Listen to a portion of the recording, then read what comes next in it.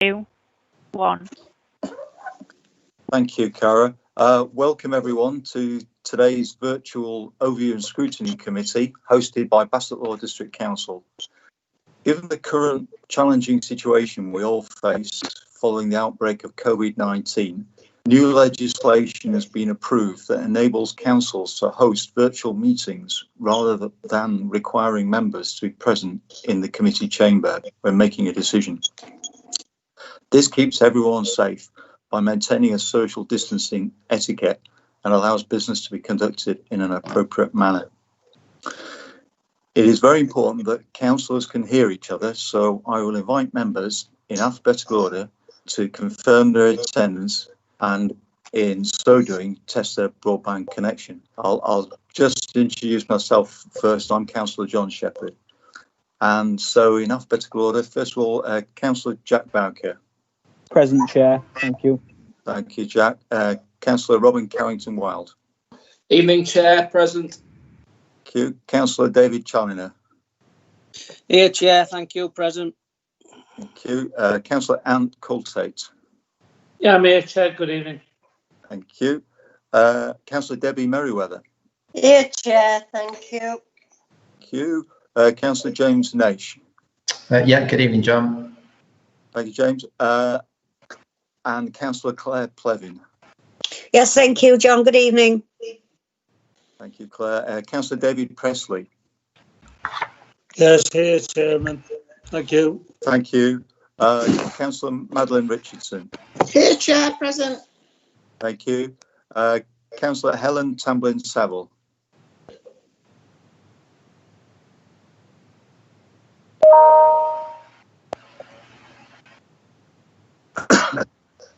Councillor Tamblin-Saville. Sorry, apologies, Chair. I didn't unmute my present. Thank you.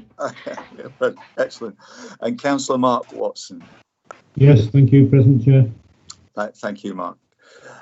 Also in attendance, we've got Councillor June Evans, Cabinet Member for Finance. Are you there, June? Yes, I'm here. Brilliant, thank you. And I'm going to introduce the key officers who are here. So Cara Hopkinson is the meeting facilitator. Hi, Cara. Chair. Thank you. And Linda Dorr, committee clerk. Present, Chair. Thank you, Linda. And Jonathan Brassington, policy and communications manager. Present, Chair. Thank you, Jonathan. And Richard Gadsby, policy and scrutiny officer. Present, Chair. Thank you. And Liz Whittles, policy and scrutiny officer.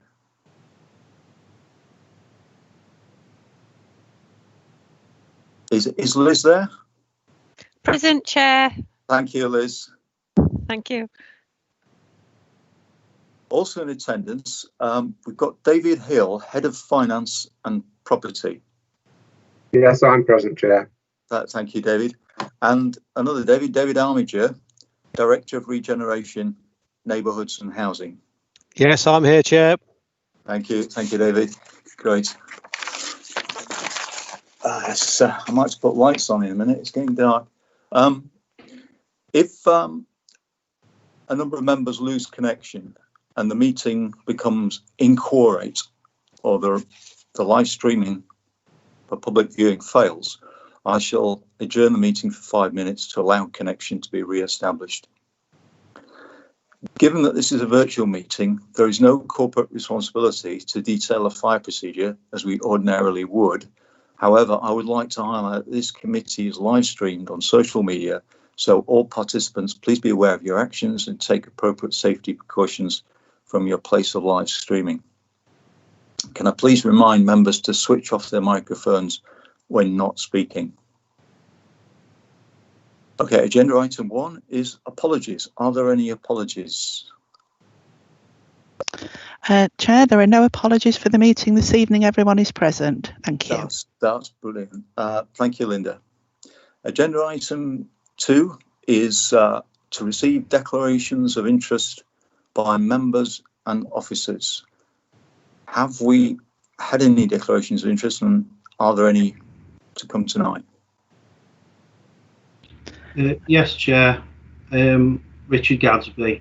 Thank you, Richard. In my position as scrutiny officer, I declare a non-pecuniary interest in item 7, key decision 822, temporary performance reporting arrangements, as I was the author of the report, and as part of the key decision was that Cabinet agree a temporary change in the way we report performance data. This is a key decision to be endorsed by scrutiny. Thank you, Chair. Thank you, Richard.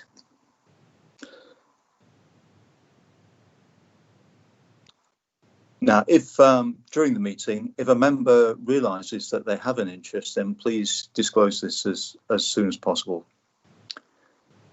I'm just going to put a light on.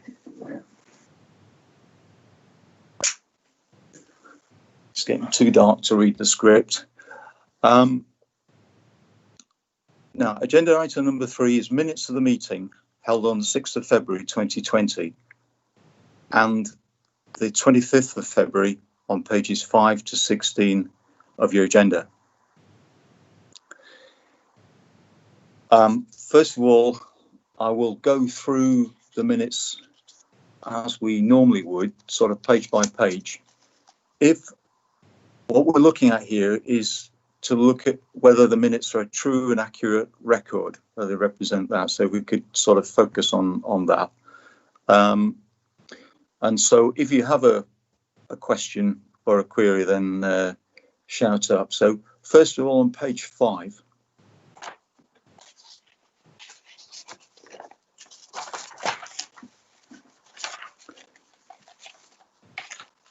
by the way, I'm also going to go around everyone at the end just to check that you all agree that it is a true and accurate record.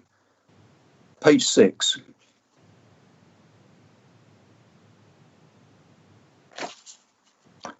Page 7.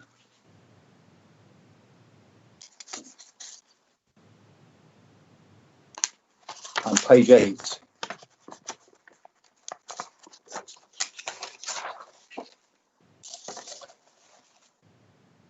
Thank you.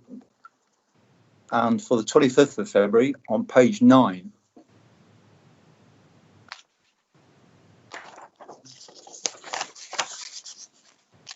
Page 10.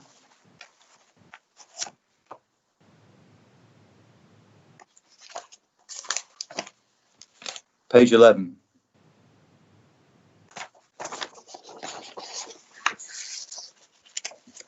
Page 12.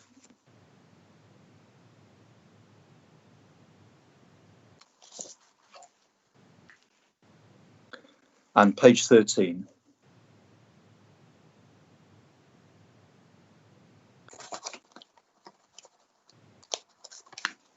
Page 14.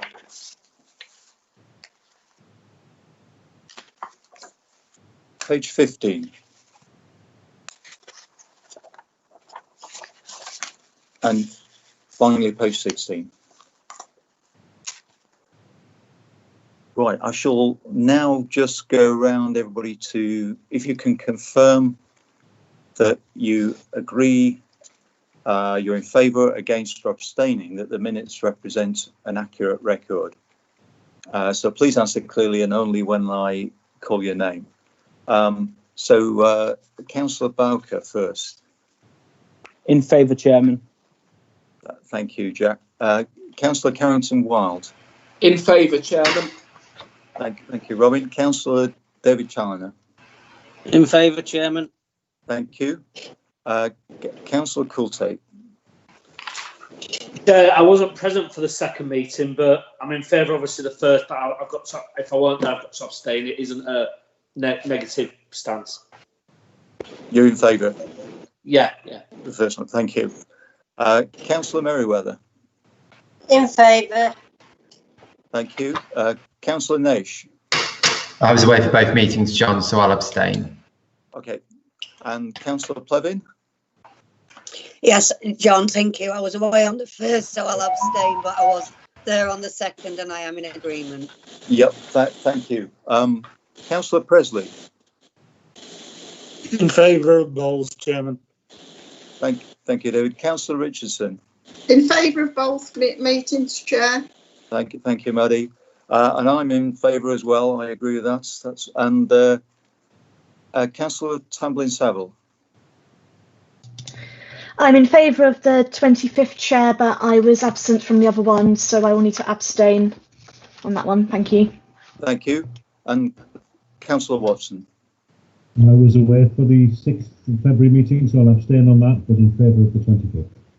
Thank you for that. Thank you, everybody.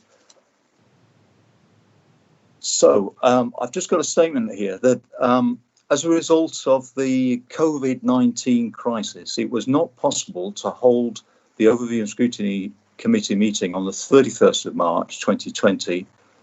Therefore, members of the committee were given the opportunity to raise any questions they had on the key decisions taken at the Cabinet of the 17th of March 2020. There were none, so all key decisions taken at the Cabinet meeting have been endorsed. Okay, I'm moving on to agenda item 4 now, minutes for action and implementation list.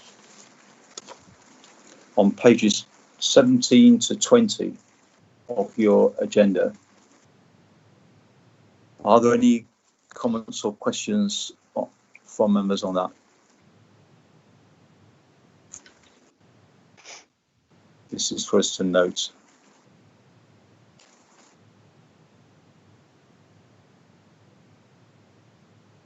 No, thank you. And the same with agenda item 5, outstanding minutes list, page 21, the agenda. Are there any questions or comments from members?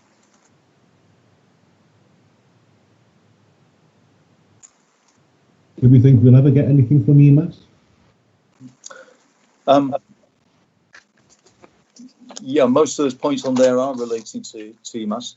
Well, they were ready and prepared to come to the meeting at the end of March, and but as you know, events got in the way, and long before that, we obviously could see the way things were going, and we said they didn't need to come even before we cancelled the meeting. But yeah, events overtook us there, but they have provided a written report as an update, which you've seen attached, and we'll discuss that later. Are there any other questions or comments?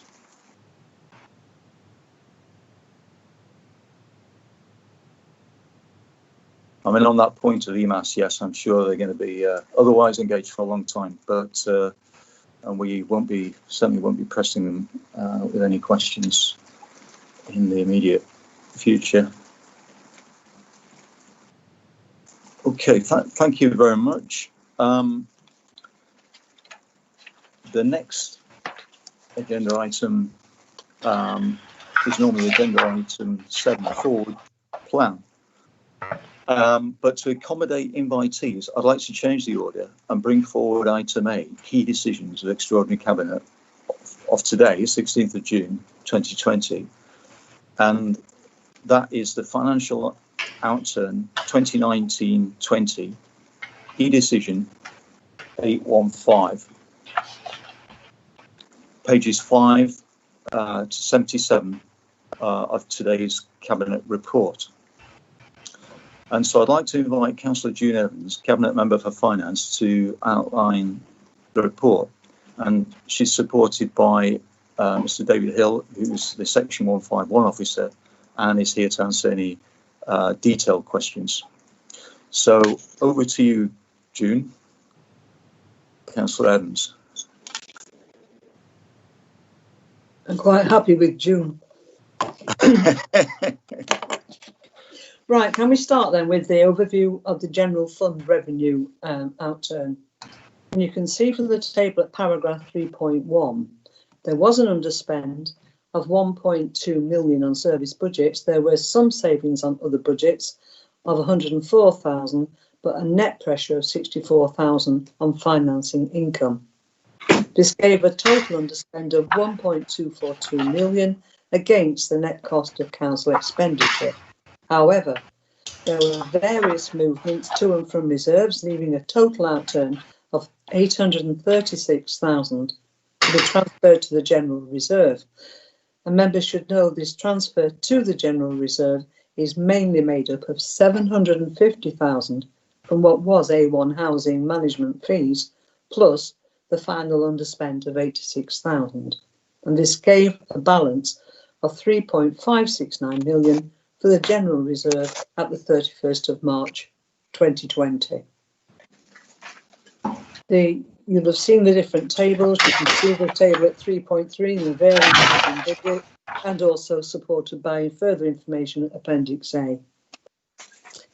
And members were asked to approve a number of underspends as carry forwards from 2019-20 into 2021, detailed at paragraph 3.5.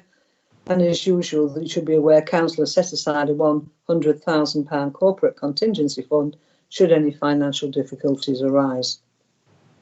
For the housing revenue account outturn for 2019-20, there is a table at paragraph 3.8 that shows an underspend of 884,000. Of this, 749,000 is a net transfer to the HRA reserve, which increases the previous balance of 2.238 million at the 1st of April 2019. That's now 3.032 million for the 31st of March 2020. And this means that the HRA reserve balance is 1.732 million above the minimum level. And you can see more details at Appendix A.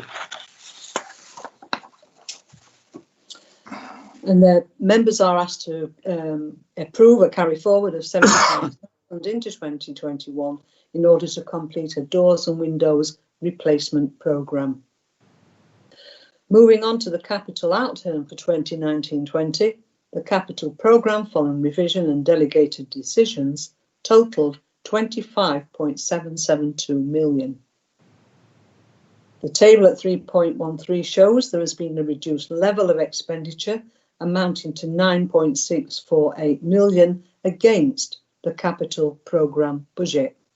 This means that the total capital spending in year was 16.124 million, and the Cabinet was asked to approve the capital financing proposals summarised in paragraph 3.14, further details at Appendix C.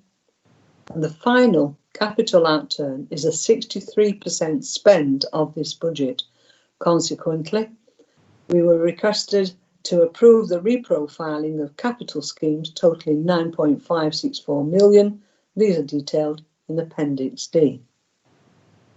I then move on to the other budgets and headings, such as provisions against future events, and again approval was sought to approve movements in provisions which are shown in the table at 3.16, and these are very clearly explained.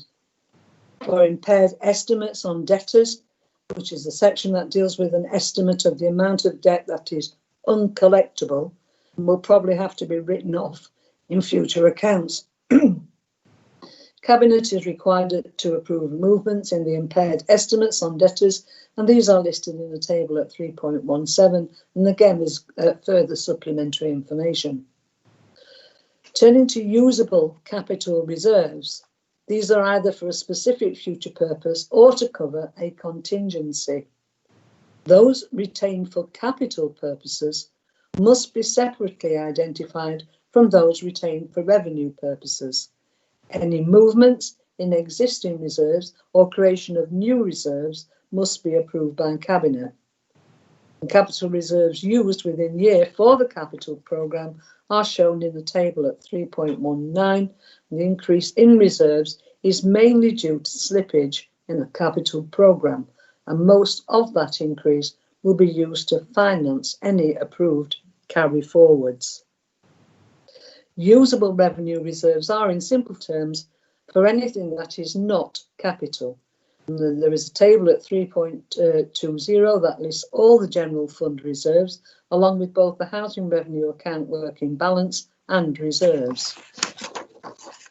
It includes reserves for specific one-off initiatives in 2019-20, and further information can be found at Appendix C.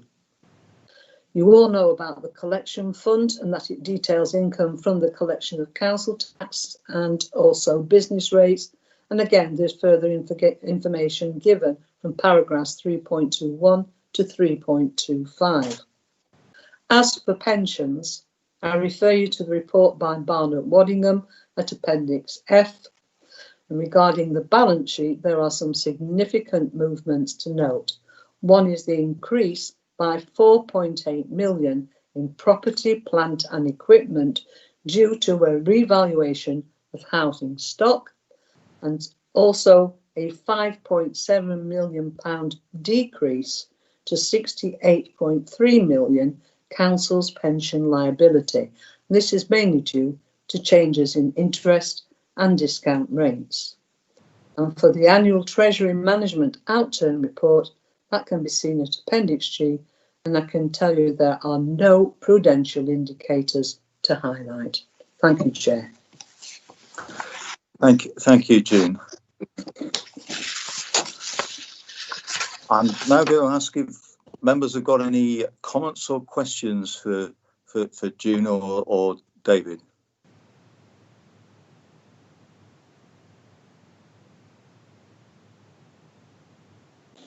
John? Yes. Chair, just a thank you to June for a comprehensive report and the work that she's done. Thank you. Thank you, June. Thank you. Thank you, Councillor Richardson. Any other comments or questions? No? Well, I'd just like to certainly echo what Councillor Richardson said. Thank you very much for a comprehensive report. And I'm now going to go just around the members just to ask them to confirm that they're happy to endorse this key decision. Okay, so Councillor Jack Bowker. More than happy to support this decision, Chair. Thank you. Thank you. Councillor Robin Carrington-Wild. Confirmed, Chair. Happy to support. Thank you. Councillor David Challoner. In support, Chair. Thank you. Councillor Anne Cultate. Yes, support. Yep, thank you. Councillor Debbie Merriweather. Support, Chair. Thank you. Councillor James Naish. Yeah, support, John. Thank you, James. Councillor Claire Plevin. Happy to support, John. Oh, yes. Have a drink of water. Thank you. Councillor David Presley. Yeah, happy to support, Chairman. Thank you. Councillor Madeline Richardson. Happy to support, Chair. Thank you. And I'm happy to support this, endorse this as well. Councillor Helen Tamblin-Saville. Happy to support, Chair. Thank you. And Councillor Mark Watson. Yes, also happy to support, Chair. Thank you. Thank you, Mark. Excellent.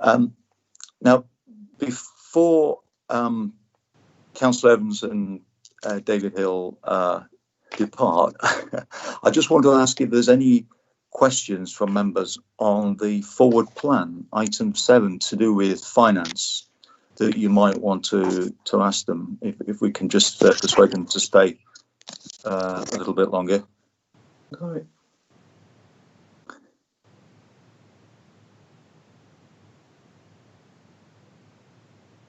Well, I'd just like to ask perhaps David to explain a little bit about that vulnerability policy. What if you could sort of explain what that is for members? Yes, happy to, Chair. This is based on the campaign Stop the Knock, and this is for bailiffs taking unnecessary steps to recover debt for us. We'll be looking at alternative ways, and we do at the moment only use bailiffs as a last resort and try everything else, such as attachment of earnings and payment plans before we get to that stage. Unfortunately, inevitably, sometimes we do have to resort to bailiffs, but we'll be adopting that in a vulnerability policy to ensure that those vulnerable people aren't subject to unnecessary force in the recovery of debt. Chair. Thank you. Thank you, David. I know there's been quite a bit of publicity about that, hasn't there? And under the current circumstances, that's clearly very important to have that policy. Chairman. Yeah, Chairman. Councillor Presley. Is that the anti-poverty strategy? No. I don't think it's that as such. No, the anti-poverty strategy is a separate strategy altogether. This is a new policy that we're adopting purely for vulnerable people. Vulnerable people. Yeah, thanks very much, Chairman. Thank you. Chairman, I have a question. Yeah. It's actually related to the corporate health report, which I know is a bit later on, but it is a question for David Hill, if it's okay to ask that while he's here. Okay, yeah. I'm sorry to jump us ahead. Page 38, page 2 of the corporate health report. I had a question about the percentage of invoices paid on time. The council target is 99.5%. We're hitting 84.28% in Q4, and that's actually down on Q3, which was 87-point-something%. So I was wanting to know what the reason was for that and why we're met by quite such a margin. Thank you. Thank you, Councillor Temple. David, over to you. Yes, thank you, Chair. I can answer that. Quite simply, it's because we have two systems running alongside each other. And it's left over from the combination of A1 with the council. Our process is that we'll get an invoice in, or we'll start with a requisition, do an order, the invoice comes in, it's scanned, if it matches, it's paid, and it's a straightforward system. Housing have a separate system, and that's been developed through A1 Housing, and that's called the task system, whereby they have to feed it through the task system because it's interlinked with the store system, and we can't get the two systems to talk to one another at the moment. So people have to put the invoice in task, then they have to duplicate that invoice, send it up to Queen's Buildings for us to then duplicate it and punch it again into our system, and it doesn't run as smoothly as the automatic order matching system. We are looking at that, and I've got a meeting next week actually to look at how we can either replace task or get task to interface properly with our advanced system, so that we're not doing that inefficient duplication all the time. So that should come back. Before we took on A1's invoicing, reporting A1's invoicing, that was very close, about 95-96%. So it has dropped, and it has dropped a bit further recently. So we're working to try and resolve that, but it won't be a quick thing. Thank you, David, for that clear report. Is that okay, Helen? You? Yep. Thank you, David. It'll be interesting in future to hear what sort of process and how it develops. But yeah, thanks very much. Thank you, Helen. Thank you, David. Yes, we'll continue to sort of look at that, of course, in these quarterly performance reports. Thank you. If there are no more questions from the agenda on finance for David or June, I think we can safely let them go and thank them very much for their contributions tonight. So thank you. John, can I just make one point? Please do. Despite all the issues around COVID and the delays and the way the staff have been working with different priorities in different circumstances, in fact, it's been crazy. Dave Hill and his team have still managed to hit a deadline for the draft statement of accounts. I read it last night, or quickly whizzed through it. It's very readable, but I really think we should acknowledge the efforts of all our finance team anyway, and for the leadership that they've got. I think we're very, very lucky. Agreed. Okay. Agreed. Yes. Are we happy to endorse that? I as a committee, I think we'd like to particularly thank June and the finance team for really, pulling out all the stops on this one. And I think it is fantastic across the council, really, the way people have, met the challenges with this crisis, and it's just hope the government perhaps appreciates the importance of local government now in a situation like this. The local is so important in dealing with these problems, and a key local service authority like this that coordinates the response. So I think the financial help that's been offered, delivered, has been fantastic to local people and businesses. So thank you again, not just for tonight, but for all the work you've been doing so far. I'm sure the committee will endorse that and agree with that. Definitely agree, Chair. Thank you very much, and thank you, June. Okay, thank you, David. Thank you very much. Excellent. All right. Now we're moving on to agenda item number 6, 7, the forward plan. That should be agenda item 7. Page 23, 25. I can advise that a private and confidential report, neighbourhood service management review. Sorry, John, can I just come in? Just had a member trying to contact me. The Hill is flooded again under the bridge near the pizza place on Kilton Hill. Okay, thank you. So I might have to obviously go because we've got floods in our area, and I've had somebody phone me. Right. Okay. Well, just I've told them I'm in a meeting, but like I say, if I get any more, I might have to go. But I'm just giving you a heads up just to let you know. Yeah. And I hope officers have just noted that comment. But thank you, Debbie, for updating us on that. It does look, it's certainly been a heavy, rapid downpour. Hopefully that'll go down quickly as well.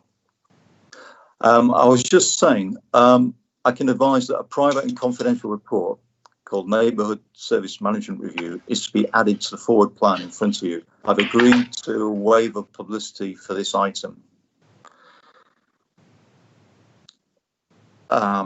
In this section, what we're looking at now, the forward plan, members can't ask questions about confidential items.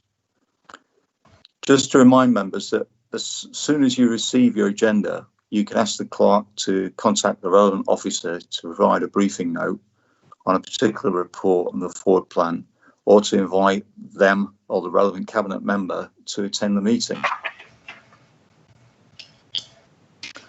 Okay, Mr. David Armiger, Director of Regeneration in Neighbourhoods and Housing, is in attendance, and he may be able to respond, I'm sure he will be able to respond to queries on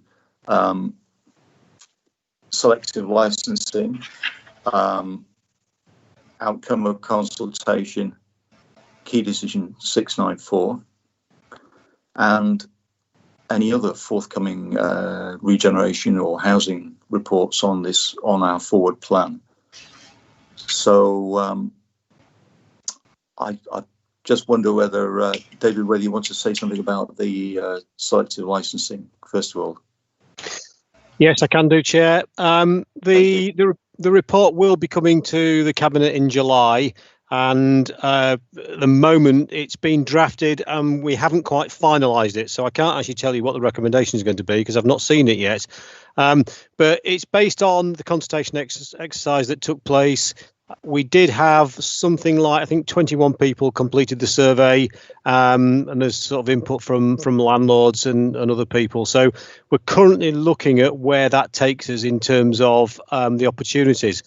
I think it's fair to say some of the factors that we will need to take into account would obviously be balancing the response, but also the financial implications of the work. So although some things may come out as being an appropriate thing in terms of the response, it may very well be that there's a financial implication that has to be balanced in doing that. But that's something that I know the housing team are doing in consultation with the portfolio holder, and I'm fairly certain that will be finalised within the next week or so ahead of the agenda item. But there will be a report on the July Cabinet, and it will set our strategy going forward with a clear explanation of how we've come to that recommendation for members. Thank you, David. Are there any comments or questions from members on that or any other item for David? Yes, Chair. Maddie, Councillor Yeah, Richardson. it was one that would concern me with selective licensing, because, yeah, as you know, a few years ago we went off to a certain part of the country to find out how they were operating.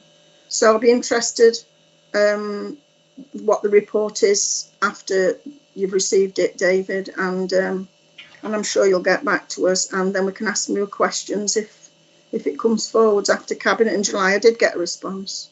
Absolutely. I mean, I think very, very clearly it's an issue that we want to see progressed, and addressing quality in the housing stock is a factor that we are very exercised about. So the recommendations will be in line with how we make progress on that. It won't be we can't do something for these reasons. It's going to be how we can do something within the situation we are. So yeah, we are not going to sort of sit on our laurels and just assume that the private sector can sort itself out. There are a number of ways we can do that, and that's what's been finalised at the moment. Thank you for your response, David.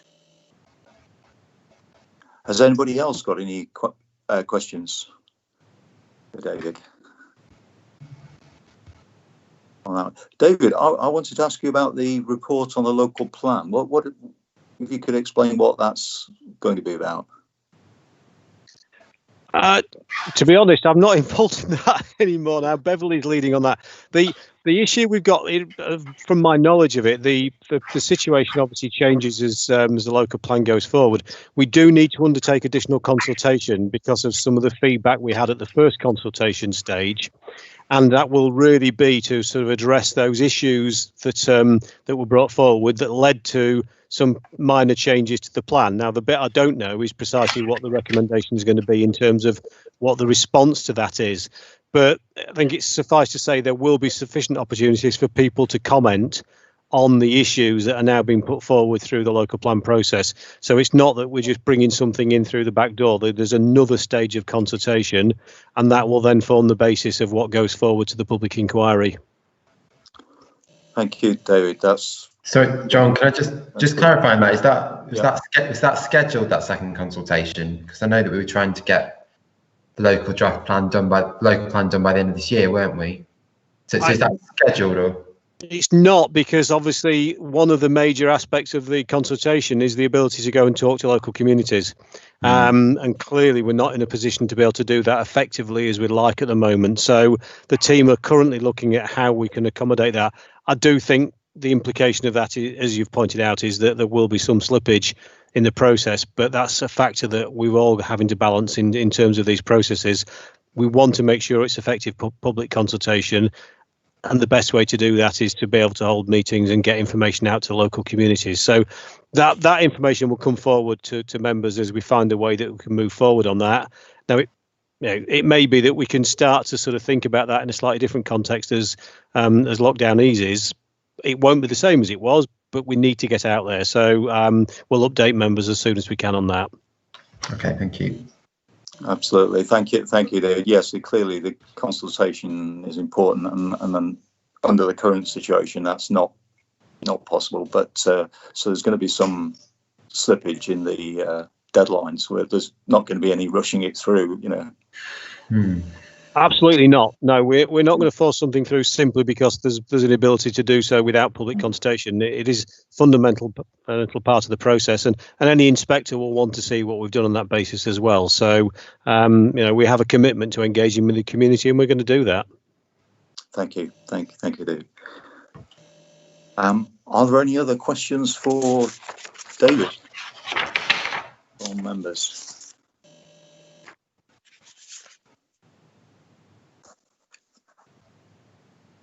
I'll just go quickly through. So Jack, Councillor Beck, are you happy with the forward plan? You've not got any questions? Yeah. No questions from me, John. I'm quite happy. Thank you, Chair. Thank you. Robin Carrington-Wild? Yeah, fine, Chair. Happy to move it. Thank you. David Challoner. Thanks, Chair. Yeah, I've got just to agree with what David Armour just said. The local plan has been a long time coming, and I think what we need to do is obviously work from government guidelines on this, because they should understand through this COVID-19 situation that we can't go out to public consultation and that we have got to do things step by step. And obviously now throughout the country, they're zoning things as for this R rating. And I overheard somebody saying today that the R rating in Bassett Law might be 0.8 or whatever they say. But at the end of the day, as being a responsible council and having responsible officers in place, we are not going to rush things just for the sake of somebody pushing us. So I totally support what David Jarman just said, and I'm totally in favour of the plan. Thank you. Thank you, David. Councillor Coulter. Chair, I await both reports before I comment. I've got obviously a lot of interest in the local plan. And I think I mentioned before, I've actually worked on a selective licensing project professionally. So I'm really interested to see what we come up with. Thank you. And Councillor Debbie Merriweather, are you still with us? Councillor Merriweather?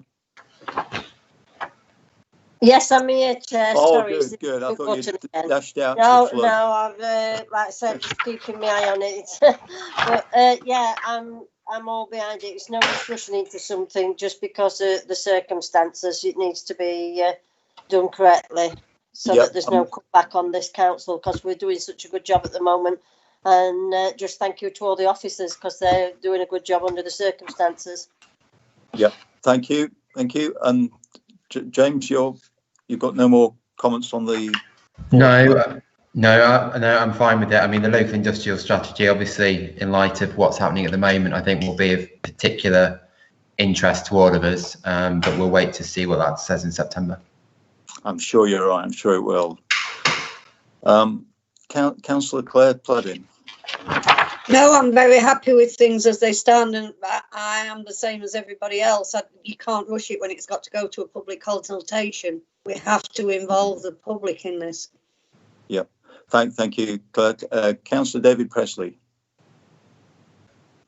Thank you, Chairman. I'd just like to ask David on the CCTV code of practice. What's the new change? It's on page 25.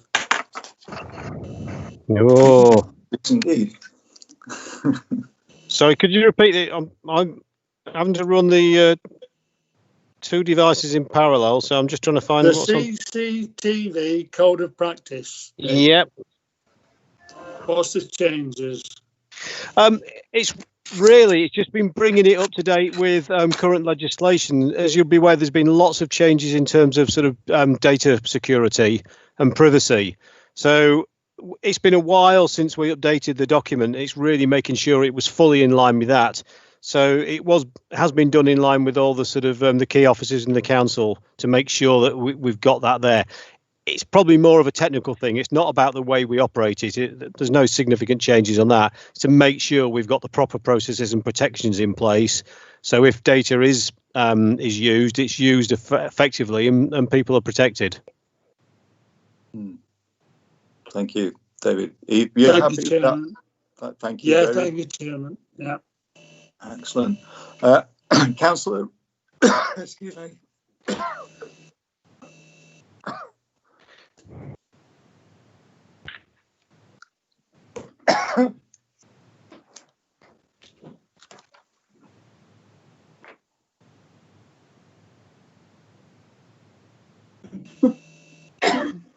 Oh dear. Something's gone the wrong way. Yeah. Oh dear. If it doesn't settle, John, you'll have to come and see me at the hospital. I've got a clinic tomorrow. I'll book an appointment now. So, Maddie, Councillor Richardson. Thank you, Charlie. I have 2 minutes. Yeah. I am in favour of the forward plan, and I have asked questions and I've had them answered. There's just the outline in selective licensing, as you know, it's July. So because the draft plan, that's all it was. The rest of them, thank you very much for the responses to my questions. That's it, Chair. Thank you. Thank you. I've had my questions answered as well. Helen, Councillor Tamblyn-Saville. Thank you, Chair. Just to say that I'm reassured that a public consultation, the next stage of that, isn't going to be rushed. That's reassuring to hear. And other than that, I've got no additional comments to make. I'm happy. Thank you. Thank you. And last but not least, Councillor Watson. Yes, my only concern is I know the flood review has probably been delayed because of events, but it's not on the forward plan at all at the moment. I'd just hate for that to be dropped from the agenda, given that we still have quite a lot of land along the Ida Valley which is still flooded after the last event. I can assure you we're not letting flooding go. There's quite a lot of work taking place in terms of the affected areas from the November floods. And I had a meeting this morning with the Environment Agency to talk about progressing the Retford Beck scheme. And we've also got work in place with the Environment Agency and the Canal and River Trust over the other affected areas. So it has been delayed. I'm not going to suggest it hasn't been, but we are still pushing ahead with those things. And to be honest, they're the sort of business as usual things I want to get back to. And the agencies are keen to progress. As soon as we can get meetings set up, we will be doing. But in the meantime, we are having virtual meetings, and I certainly know the Environment Agency are involved in a lot of forward planning work for schemes and opportunities in this area. So it hasn't been forgotten, and I'm sure members will keep reminding us of it as well. Thank you. Thank you, David. Thank you, Mark. Most certainly will, David. Okay, we now move on to key decisions. Thank you, David Armiger. And I think we might come back to you in a few minutes, actually, on another item on the. I'm still here. It's raining outside. Yeah, it's still here. Yes. Okay, key decisions. Item 8. I believe we're now on page 27.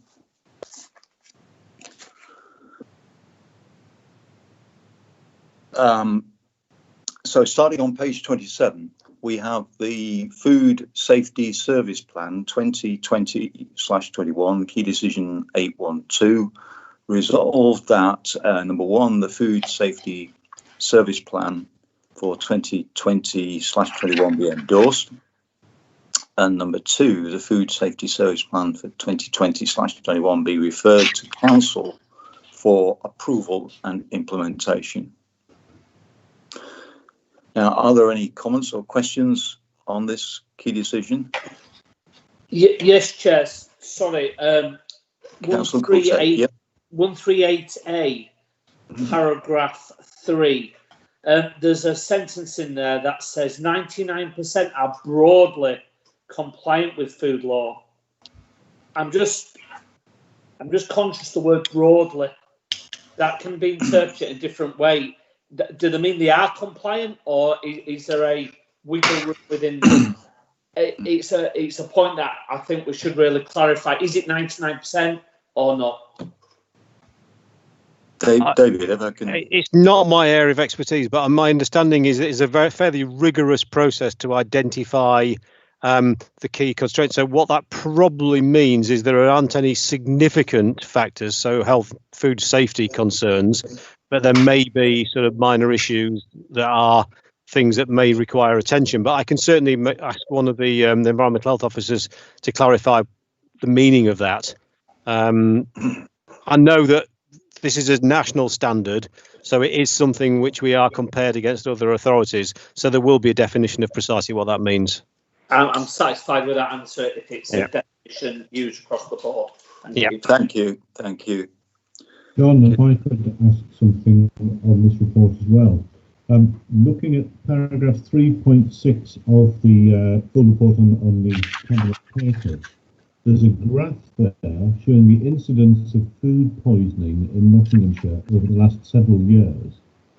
And there's a sudden decline in the last year, because Public Health England have taken out Campylobacter from the figures. And given that Campylobacter is the commonest cause of bacterial food poisoning in the UK, yes, the incidence appears to have dropped because we're now ignoring and not counting the commonest cause anymore. And to me, as a scientist, this seems absolutely unacceptable. And could we ask our representatives that meet with PHE Nottinghamshire to justify leaving out the commonest cause of food poisoning? Because how on earth can we know what the incidence is if we're ignoring the commonest type? I think we'll probably have to ask for a written response on that one. Yes. I think, yeah, I was just going to suggest that if the committee could request a response, we can follow that up, because it'd be a question of looking at who we need to ask. Apart from Mark, I don't think any of us here are qualified to comment on that, but we can certainly ask and respond to your question in writing. So thank you. We'll make a note of that. Thank you for the question. Now, are there any other questions on this item? If not, I will go around again and just ask everybody whether they're happy to endorse it. I think it was just worth noting, John, wasn't it, that this got some good national press coverage on the performance of Bassett Law in this area from memory. So that was good to see. Yeah, I think we are a strong performing council in this area. But David, would you want to? We're second in the country, so thank you for that's brilliant, absolutely fantastic, and it's worth stressing that and highlighting, isn't it? Because why aren't we first? What was that, Dave? Why aren't we first? Yeah. That's the attitude of Scrutiny, isn't it? Yeah. But no, that, you know, a little district council, that is good, and thank you for that comment. If there are no more comments, I will now proceed just to go around and ask you all whether you're happy to endorse this key decision. We have to do this with all the key decisions. So, Councillor Bowker. Thank you, Chair. I'm very happy to endorse this key decision. Obviously, I've taken on board Councillor Watson's comments, and I think it's quite a sensible way to go forward and get a written response to the report. But other than that, very happy to endorse this. Thank you, Chair. Thank you. Councillor Carrington-Wild. Yes, Chair. Broadly in favour. Thank you, Chair. Thank you. Councillor Challoner. In favour, Chair. Thank you, David. Councillor Coulter. In favour. Thank you, Ant. Councillor Merriweather.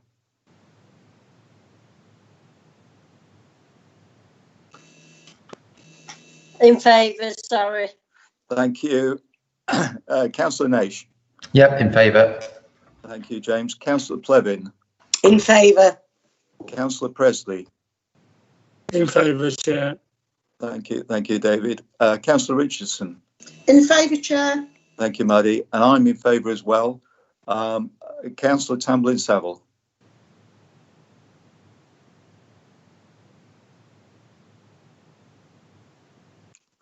Helen, are you there? Oh, apologies, Chair. Yes, I am in favour, but I would like to see that written response to Councillor Watson when it comes. Thank you. Yeah, we'll certainly look forward to that. And Councillor Watson. Yes, John, apart from that one query, I'm in favour of the report. Happy to endorse it. Thank you, everybody. Now, the next key decision, 822, is temporary performance reporting arrangements, and that's on page 28. And it reads, resolved that number one, the temporary performance reporting arrangement as outlined in the report be approved, that members determine if any further action is required to address any performance indicator shown in the appendices, that members contact the Policy and Communications Unit should they have any further queries on performance management. Now, are there any questions or comments from members on this?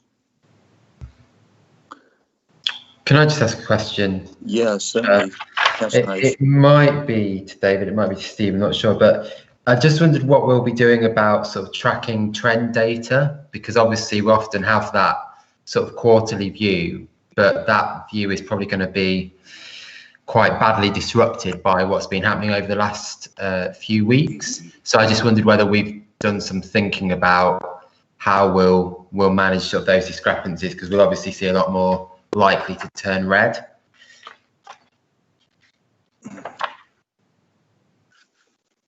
I mean, I can certainly give you a sort of an overview of that, if that helps, and we'll see if we need any further detail. But we're very clear with the current situation that we probably need to focus a lot more on the descriptive responses that support the indicators, because whilst we're not going to be suggesting, well, we'll just say, well, COVID has distorted it, we can go into detail as to how the implications are affecting either service delivery or ability to collect data. So if you take, for example, recycling, some aspects of recycling are significantly better, others are worse, and we need to be able to sort of put that into a proper context. Yeah. So that's what we've looked at, that we can try to do that. And obviously that's where members can feed back to us as whether or not we're getting that right or not, how we manage that sort of process. But I think in general terms, with this sort of process, we need to get the detail in there. We need to get the descriptive element right, and that will support then the suggestion of where indicators are and how the long-term trends are moving. Thank you, David. So it needs that contextual explanation. Yeah, absolutely. Yeah, my concern was that we would start seeing the numbers sort of being seen in isolation and not in the context of what's happened. So I think that's the right thing. Yeah. Richard, I don't know whether you wanted to comment on that. Yeah, Chair, I think, I'm in agreement with that. Obviously, when it's the Pentana system that we use in the council, and when officers fill that in, put the data in, we performance officers make sure that there's a suitable note in there to accompany the data, and obviously take the point that Councillor Naish has made on trend data, and picking out some of the aspects of that, what the data is actually telling us, and moving forward, that's exactly what we want to see in the reports. Thank you, Richard. Sorry, Chairman. Can I just ask, is somebody sharing the screen? If you can I just check. noticed it's all changed, hasn't it? I've got. Yeah, if you can just check on your screen, there'll be a box with an arrow in, but if you are sharing the screen, there's a box with a cross in. I don't know if it's Councillor Tamblyn Saville. If you could just check yours, please.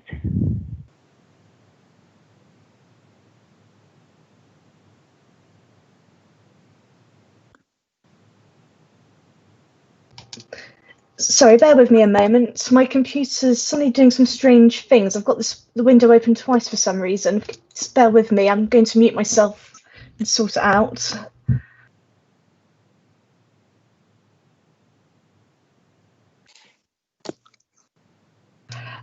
I'm going to exit this meeting and come back into it, if that's okay. I'm not quite sure what my computer's doing right now, but I think a come back in again is going to be the quickest resolution. So if that's okay, Chair.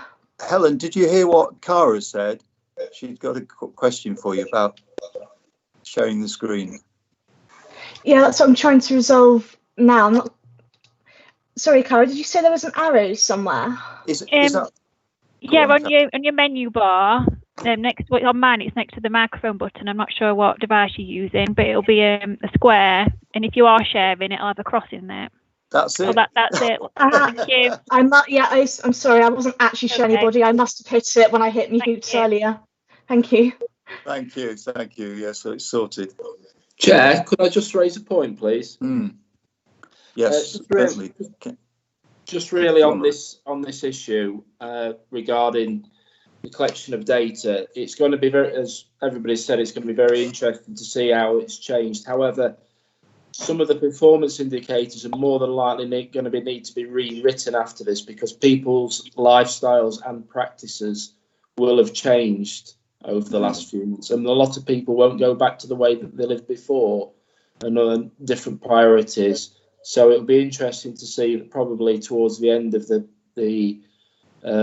year that these will probably have to be rewritten because it'll be unfair to maintain the same performance indicators on a changed lifestyle from a serious proportion of the population.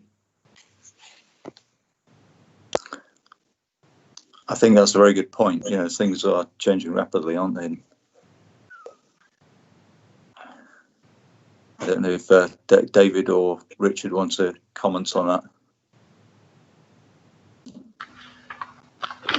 It's certainly something we will need to look at, yes. And there are certain areas where clearly we are not going to get anywhere near hitting the targets that we anticipated, or it's totally inappropriate to continue with that. So I absolutely agree. We may need to come back and revise some of those indicators with a good reason why we're doing it and a clear explanation of what the revised targets are. Yeah, thank you. Yeah, but as Robin, Councillor Carrington-Wilds saying, you know, everything from the council plan to, you know, this performance report, everything is changed, really, isn't it, in terms of you know, what we thought was important and the sort of society and all those questions.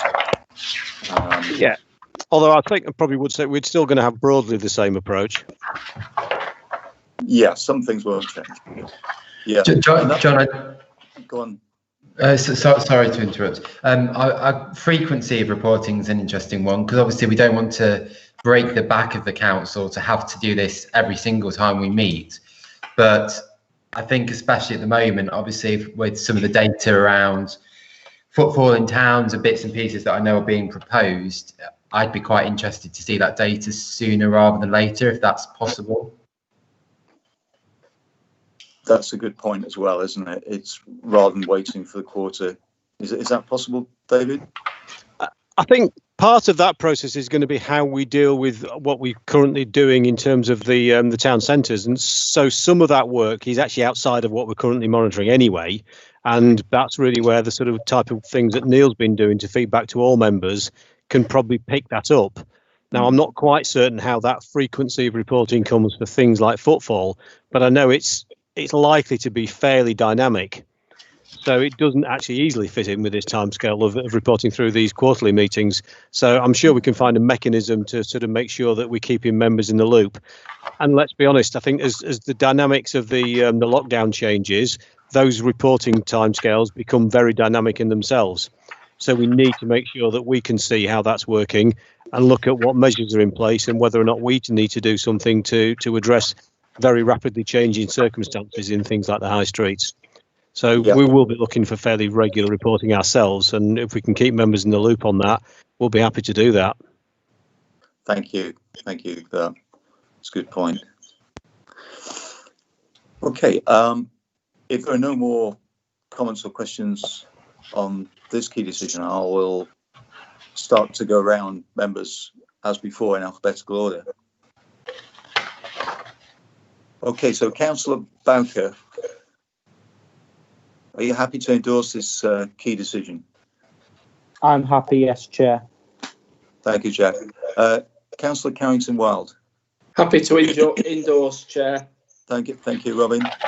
Councillor Challoner. Happy to endorse, Chair. Thank you, David. Councillor Coulter. Yeah, happy. Thank you, Anne. Councillor Merriweather. Yeah, happy to endorse, Chair. Thank you, Debbie. Councillor Naish. Yeah. Thanks, John. Thank you, James. Councillor Plevin. Happy to endorse, Chair. Thank you, Claire. Councillor Presley. Happy to endorse, Chair. Thank you, David. Councillor Richardson. Happy to endorse, Chair. Thank you, Maddie. And I'm happy to endorse this as well. Councillor Tamblyn-Saville. Yep, I'm happy to endorse. Thank you, Helen. And Councillor Watson. Yes, in favour, thank you. Thank you, Mark. Thank you for that. So we are moving on to the next key decision, which is the Green Agenda Update, key decision 810 on page 28. Now, again, we've got David Armiger with us, Director of Regeneration Neighbourhoods and Housing. And so I'm going to ask David to briefly outline the report and answer any questions you might have. And of course, we as a committee have an active interest in this green agenda, as I'm sure all councillors have, but we members on this committee have been involved in scrutiny reviews on waste and recycling and more recently cycling. So both of these support the green agenda. So David, over to you. Thank you, Chair. As the report sets out, the fundamental part about this report was to baseline our carbon footprint, and significantly then to set up a process for having that regularly reviewed. So that is sort of set there in the report. The report identifies what the footprint is and identifies the key areas of carbon emissions, and principally the two largest areas are the leisure operation and the use of our fleet. The report then goes on to sort of identify some of the interventions we're currently looking to do. One of which is to look at the installation of photovoltaics on our buildings where there's a clear business case, and David Hill is definitely working on that. We are also then obviously looking at other interventions. One of the first things we've set up is we have now got group meetings of different teams of officers with the Carbon Trust to look at what interventions there can be to start to tackle that. The first one was to look at the leisure centres, and we're starting to sort of plan out how we can do that to bring in additional technologies to reduce the use of fossil fuels in the leisure centres. We are also going to be doing that with our fleet, and one of the positives is we are actually interviewing tomorrow for a fleet manager, and a fundamental part of that person's role is to look at how we reduce the carbon footprint of our fleet. And that's fairly varied from bin lorries all the way down to sort of officer mileage. So that's a role that we want to have in place very soon. They will be tasked with taking that forward across the whole of the council. And there is work going on across Nottinghamshire to look at procurement of more sustainable vehicles, be that electric or other fuels. So there's a lot of work taking place. And we've got groups meeting on all those key aspects. But I'm more than happy to answer any questions that members have got. Thank you. So any questions? Yes, please, Chair. Yeah, Robin, Councillor Yeah, Council. yeah, David. It's a very good report and fully behind it. Just a couple of issues really I want to raise from it. There's likely to be some national or certainly county statistics about how carbon footprint and emissions have been reduced since the middle of March. I would be interested if in part of this plan you could actually build in some of the positives that the council's adopted, in particular meetings held outside of the authority where previously officers or members would have travelled to them, and whether they could be continued remotely as we're doing tonight, and whether that could be built into the green plan, that we take some positives out of the last 3 months in the way we have had to change our practices, and actually found them to be of no detriment but beneficial environmentally, and whether or not that could be incorporated into future policy or this plan, please. You've preempted another report that will be coming forward very soon, but absolutely, we can look at things like mileage claimed, the number of officers who are working at home, and how frequently people come into the office. So all that data, we will be able to show the changes that have been made. But that's just the starting point, and the thing we want to do with that is to build that into a revised way of working. We had a conversation at corporate management team this morning about that. The clear indication is we are not intending to go back to business as usual. We need to look at what the new arrangements are going forward and how we can build on what we've learned, the investment we've made in the IT and the infrastructure to facilitate that process. It will save us money as an authority, but it will also save in terms of environmental sort of impacts. And I think it can improve the way we work, and it can improve people's quality of life. Some people like to come into the office for certain reasons, but we need to balance that up, and that's definitely a piece of work we are now looking at and bringing forward to members in the fairly near future to establish those principles. But say very clear, we are not going back to where we were, and we won't be having everybody in the office for every day of the week. No, thank you for that, David. And personally, where I work, one of the positives that's come out of it is that there'll be no senior management meetings to site for the foreseeable future, which I think is absolutely fantastic from my point of view. But that's a personal issue. Thank you, David. Yeah. I think that's. Sorry, just got that. Go on, Mark. Okay. David, brilliant report. It's fantastic to be able to put an actual figure of 2,382 tonnes of carbon dioxide on what the council uses. And I think the idea of having the photovoltaic panels, particularly on top of the leisure centres, but hopefully as many other council buildings as we can, is fantastic. Have we looked at using any other technologies, particularly for those buildings which have such a high requirement for heating both space and water, such as the leisure centres, such as air source or ground source heat pumps? Because then the gain factor on those means that for every kilowatt hour of electricity you make in your solar panels, you then get 3 kilowatts of heat energy into the building. So you have an even bigger saving that way. Yes, that was part of the conversation we had with the Carbon Trust, and that will vary from site to site because some sites are slightly more constrained than others. But if you take Burcoats Leisure Centre, there's clearly a fairly large heat source not very far away that goes quite a way into the ground. So we have talked about how we can potentially tap into those opportunities and make the absolute maximum of things. Some of it will come down to the investment costs. Some of it will come down to the sort of practicalities of doing it in different areas. But a leisure centre with a large playing field is obviously an opportunity for ground source heat pump, and one near an old colliery is an even sort of more fantastic one. So we will be exploring that, absolutely. Great, thank you. Thank you, David. Yeah, thanks for those excellent questions. And are there any other? John, could I just ask a quick question, please? Yes, is that Claire? Yes, it is. Councillor Plevin, thank you. It's on number 6 about curbside glass recycling. Well, it's not that so much because then I worry about the carbon footprint. But in a lot of areas, and particularly since the COVID outbreak, I've had people sort of very close around me trying to get rid of lots of various glass jars, bottles, etc. And they've all been overflowing in town. But the other thing is there's very lacking in some villages. And my concern is it's all right for anybody with some sort of transport to either get to the tip or to maybe Asda where they've got big bottle banks. But there are a lot of people, such as the old age pensioners and people that don't drive, that don't have this facility. Would it be maybe possible to, instead of using vehicles to go out and collect, could we have some more bins put about somewhere, you know, the glass bins? That's a very significant point. We've got to look at all of those opportunities, absolutely, because in some cases it would be less sustainable for us to go out to a village to collect a relatively small amount of glass. So that's part of what we're considering, absolutely. Before you were on committee, Claire, I was just going to say, I think Councillor Richardson might come in on this, but we had a scrutiny review on waste and recycling, and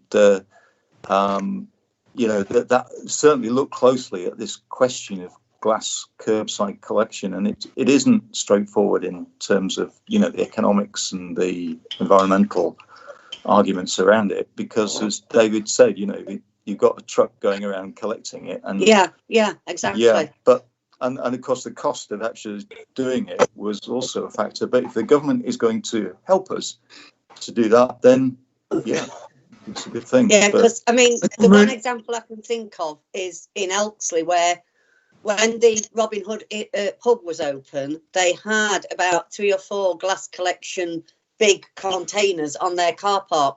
But since that has closed and this new person that owns it took over, he had the glass collection system removed, and there is nowhere in the village of Elksley for anybody in the village to safely dispose of, you know, to recycle glass.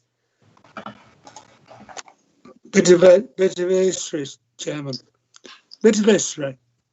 We tried it in various villages within Bassetlaw before David come, I think, and some of the people didn't want it.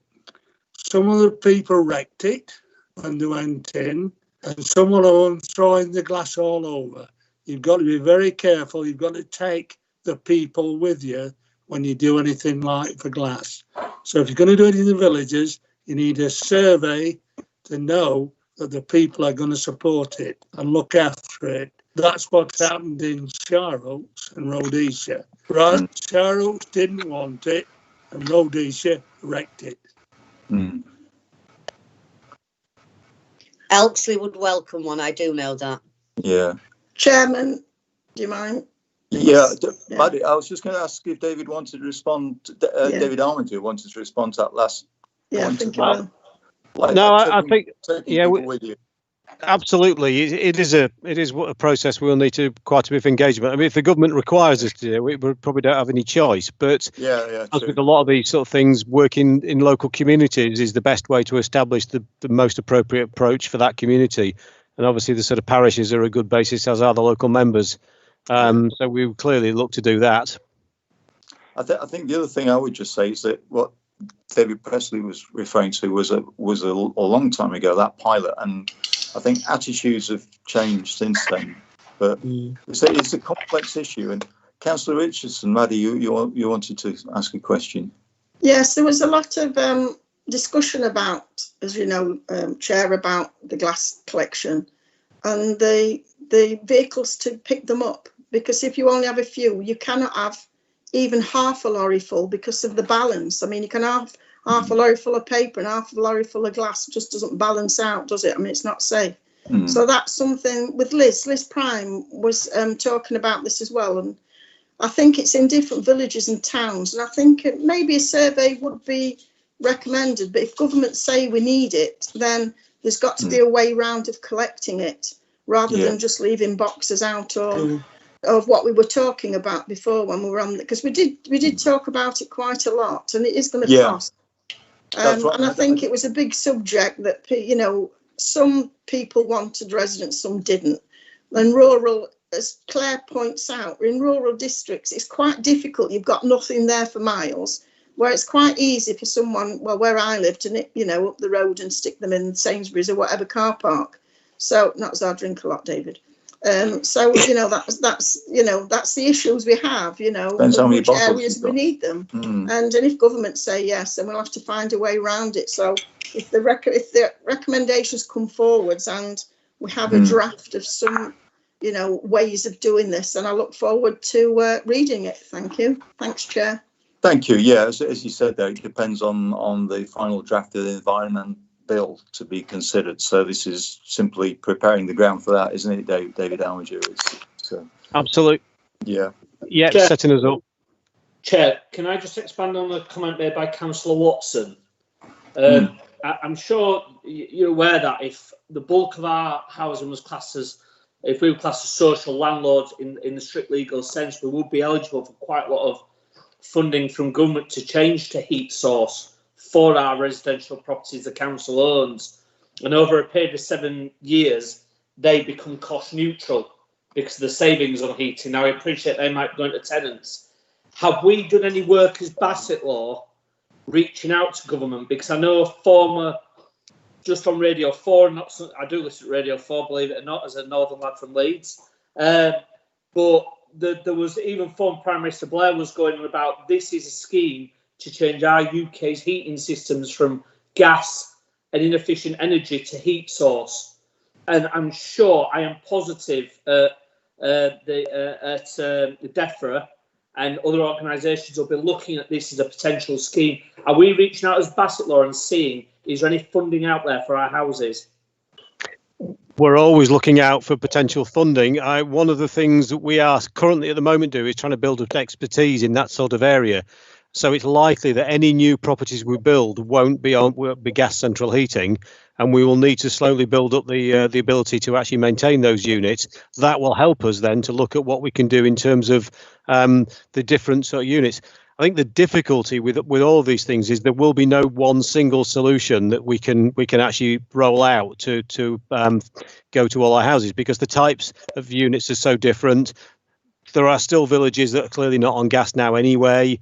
I understand we still have some houses that are actually heated by coal. So there's lots of different ways we've got to consider these sort of approaches. But if there's funding opportunities out there, then yes, we will be looking to make the most of it. And I do know a little bit about this world. Can you just reassure me somebody at council can look at this? Because there is government grants currently available for social landlords to put these in their properties. Yes, there are. Yeah. And also we're doing a lot of work with Nottingham City Council, who are accessing these things on a national scale, and see if there's anything we can learn from that to sort of bring into our property. So absolutely, it's something that we are working with. Yep. Thank you for that. Thank you. Now you can see there's 6 different resolutions there from the report. Are you happy to move on to the endorsement of this? John, can I just just very quickly say it was really good to hear what David just said then about the council adapting, because those of us who were on the cycling scrutiny team will be aware that when this came up, the whole concept of home working, we were told that the council's position was that that was not a policy. Home working was not supported. So it's good that if one thing that comes out of that is that people do start working from home, and then we can maybe start to see some of those environmental benefits and facilitate safer roads with less people on the roads, and through that we can maybe think more about that cycling scheme. So it was good to hear that actually in 9 months or so as a result of the pandemic that the council's thinking about ways of working has changed. So I was pleased to hear that. Thanks for that comment, James. Yes, I was thinking that.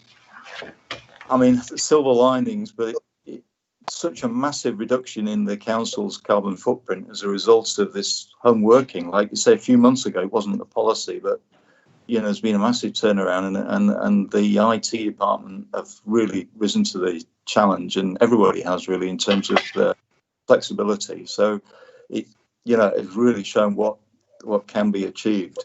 So this certainly does need updating, but it in that sense. But what's there is very good, I think. And what David Armiger's just said is that they're going to add more to that in the light of recent events. So that's good. Chair, sorry, I've just a couple of questions, if that's okay. Helen.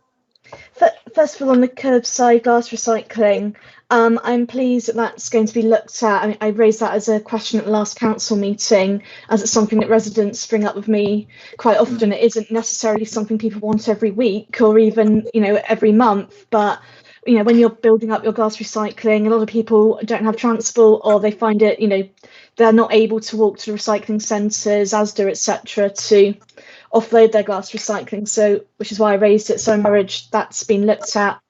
The other thing I wanted to mention, and forgive me if I'm sounding a bit pie in the sky, planning isn't my area as such, but with regards to point 4, the installation of panels on leisure centres, going forward, is that something that can be taken or looked at sort of on a bigger scale, like with regards to new developments? Can the council insist on any new developments that they have solar panels? Is that something that can be looked at, considered? We can't insist on it. It would need to be contained within the building regulations to actually mean that it could happen. But I think part of that process is the education and engagement with the developers to get them to do it anyway. But then the second part that becomes much more important than that is to make people ask those questions and get developers to think that there's a market for them, because to date they have been sort of discouraged because they're not being asked for it, and they see it as a potential problem. In sense, we need to turn that around and turn it into something which is a selling point for new housing, as well as it being required through things like the building regulations. But it will come and it will change, but we're certainly engaging with it. And I know that when Beverly Alderton Sandbrook is talking to developers, it's something she's very keen on promoting. So we push it as hard as we can, but we can't require it. Thank you. I just come in there, Chair, a little bit? If finished. Some of the planning applications we're receiving now, even for one house, we've had some that's had solar panels. They're very contemporary and very updated houses put into villages, and it is something that we talk about at planning quite a lot, because there's a lot of ways in which developers can help, not just solar panels but other ways that can help with the insulation of houses better and all this sort of thing. So it is something as a planning committee we do talk about, and Beverly's very keen, as you say, on getting developers updating this to make it more viable towards, the future prospect of a house, rather than the just a normal building of one. So there's a lot going into it, and we do learn about that. So it is something that we are talking about quite a lot. Yeah, good. Thank you, Councillor Richardson. Chair, I've just got a comment just to support what Maddie's just said.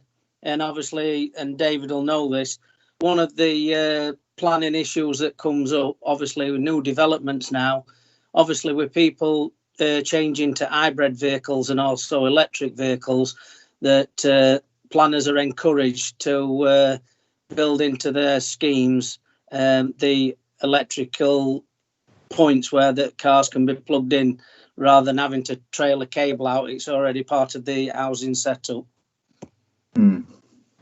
Thank you. Yeah, very true. Okay, if there aren't any more comments, I'm going to read through the 6 points there in the resolution, and then I have to go around everybody again to endorse it. So point number 1 on this key decision was the baseline carbon footprint figure of 2,382 tonnes of CO2 per annum be noted, and an annual review of this figure be undertaken, and ongoing initiatives to assess the effectiveness of the emerging climate action plan with the ambition of making ongoing and realistic reductions in the carbon footprint. Number 2, an annual report be provided to Cabinet on progress and new initiatives that come forward. 3, local tree planting schemes be supported whilst highlighting Bassettle's link to Sherwood Forest. 4, the installation of photovoltaic panels on leisure centres be supported, as well as on its buildings where there is a clear business case, and delegated authority be given to the head of finance and property to deliver those schemes. 5, a long-term commitment to transfer the council's fleet to electric non-carbon fuel wherever practicable be approved. And 6, a future report on how the council could deliver curbside glass recycling service following the recommendations that will come forward in the final draft environment bill be considered. Okay, so are we happy to endorse the key decision? I'll just go around. Councillor Bowker. Very happy to endorse the decision, Chair. Thank you. Thank you. Councillor Carrington-Wild.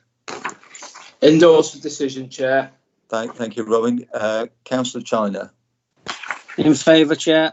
Thank you there. Councillor Coulthate. Yeah, endorse it. Thank you. Thank you. And Councillor Merriweather.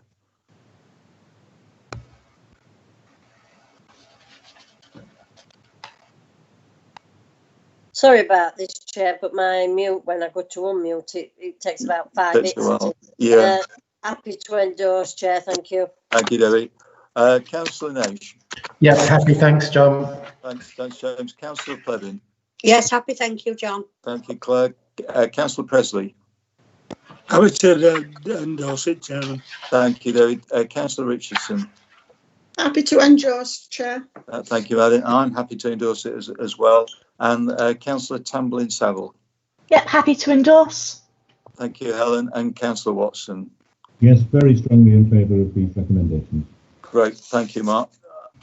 So we've finished with the key decisions, and we're moving on to item 9A. In the light of the COVID situation, I agreed a waiver of publicity on the forward plan to allow key decision 822, temporary performance reporting arrangements, to be considered at Cabinet on the 2nd of June 2020.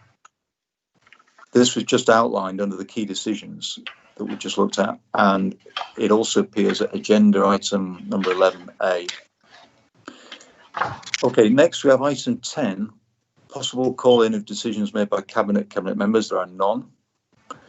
So moving on, item 11A is a report on temporary performance reporting arrangements, pages 31 to 46. We've already heard quite a bit about this, but I'll ask Richard Gadsby, our Policy and Scrutiny Officer, to outline the report. Over to you, Richard. Thank you very much, Chair. I'll be quite quick with this because we've discussed it in some length. So the purpose of the report was threefold. Firstly, to outline a temporary adjustment in the way we report performance in light of the COVID-19 pandemic and the disruption to services. Second, to help track the impact of COVID-19 on the council and the community through performance management indicators and information. And thirdly, to focus on the council's performance in key areas throughout the COVID-19 pandemic. The suite of performance indicators is set out in paragraph 4.1, 5.2 and 5.3 of the report. This represents a slight reduction in the number of PIs reported to committee. However, 5.4 details some of the areas we need to keep a close eye on in order to track the COVID-19 situation and as we come through it. For example, benefit claimant counts, impact on businesses, and the impact on the economy. These will be key areas moving forward. This will be in the form of a dashboard. We're currently pulling this together with a range of information and data sets locally and nationally to give members and officers a full picture of the impact of COVID-19. So officers will keep the reporting arrangements under review, and the Q4 data for 2019-20 is shown in Appendix A, which is the corporate health check. That is the standard corporate health check. And at Appendix B, which is the revised set of indicators. So that concludes the report. Back to you, Chair, if members have got any questions. Thank you, Richard. Have members got any questions?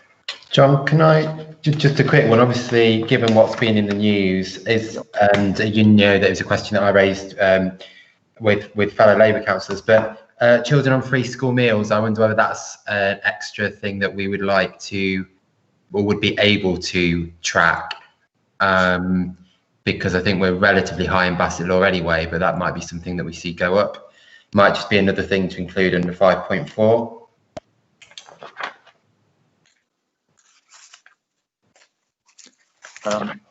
Richard, what do you think about that point? Yeah, we can certainly look for that data, and if appropriate, we can include in the dashboard of information, Chair. Yeah. Yeah, we'll keep it under review. I think that's very important, isn't it? Let's get some footballers on it. What was that, David? You have to get some footballers on it. Footballers, yes, yeah. Well, I think it'd be good to have something that focuses on the younger generation as well, because obviously the impact on them and their education could well be substantial. So thinking about understanding that would be good. Yeah, yeah. I have a question. Sorry, Chairman. Well, John. Hello, Councillor Merriweather, you've got a question. I think David was speaking first. I just were letting you know I've got a question. I think David Presley was speaking first. Okay, I'll go back to David. David Presley, you got a question? Any further? Yeah, it's just what James said, I think, is important, because in my ward we've got and your ward, Chairman, I think we've got the most people with free school meals. So it'd be nice to track them. Absolutely, yes. I know a local school that's, well, I'm a governor of it, is 50% free school meals. So, yeah, absolutely, it's going to have a huge impact. But we do need to keep these under review, don't we? Because as people have said, it's such a rapidly changing situation. It's hard to predict and anticipate. And it might take a footballer or somebody to actually highlight an issue sometimes. Thank you for that. Any other questions for Richard? I'm still waiting. Debbie, you're still waiting. Sorry. Good job. I can see you, isn't it? Right. It's just to ask: have we noticed a incline in the people getting into arrears with their council tax, and also have we noticed more people having to use the food banks? Yeah, it's a good question, because this data is already a bit out of date, isn't it? And it may not reflect what's happening now. I don't know if Richard or David, if David Armitage is still here, whether comment in the document saying that food bank demand had gone up by 2/3 since COVID, and was being supported by donations from Morrison's and Wilco. Chair, maybe I could answer part of that question, what Debbie's asked. At the Audit and Risk Scrutiny Committee, this was one of the questions that I asked David Hill as regards to do with the financial side of the running of the council. Yeah. Firstly, I asked if there was a big uptake in people wanting to freeze the council tax, and he said it was less than 5% had taken it up, which was, a bit of a, I thought, that's a bit of a shocker, really, saying that it was something that the council had offered straight away, like, banks and that with mortgages, trying to help people through this, going through furlough and financial difficulties. This next year, I think the financial running of the council will be so different to any years that we have ever seen. I think it's going to affect us financially massively, because it's already, even to say we've only had one full month, technically, that you could take any figures or any direction that's going, Chair. I think that obviously David Hill and the team, they have definitely got the finger on the button, on the pulse of what's happening. But I think within this next 6 to 9 months, that is when we will see the dramatic impact of people coming to the councils for some form of financial help, because when people start going back to work from furlough and stuff like this, I think there's going to be a lot of people made either redundant or unemployed. It's a massive area that we've just got to try and prepare ourselves as a council for what's coming, because I think it's going to be like a tsunami wave. It's just going to hit us all at once. And I think we are prepared, and we are preparing for this financial impact. We have put in for government grants that are being made available, as most councillors should be aware of. The shortfall that we are being asked to make up is in the region of £900,000, of which David Hill has spoken about at, obviously, audit meetings and things like that. So we are in a very, very good financial position as a council, because we haven't got a lot of financial investment in corporate things. We've been we've played his cards really close to his chest. We are in a good financial position. All the teams from the financial side are all working together. We're all going in the right direction. And like what Councillor Evans and everybody said, we're just waiting to see what happens, what the impact's going to be, but we are prepared. So that's just to give you a background on that, Chair.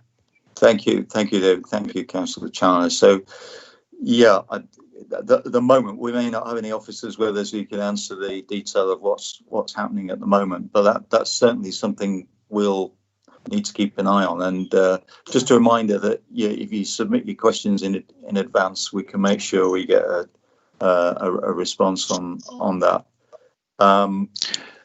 Chair, could I just come in a moment? Yeah, Jonathan.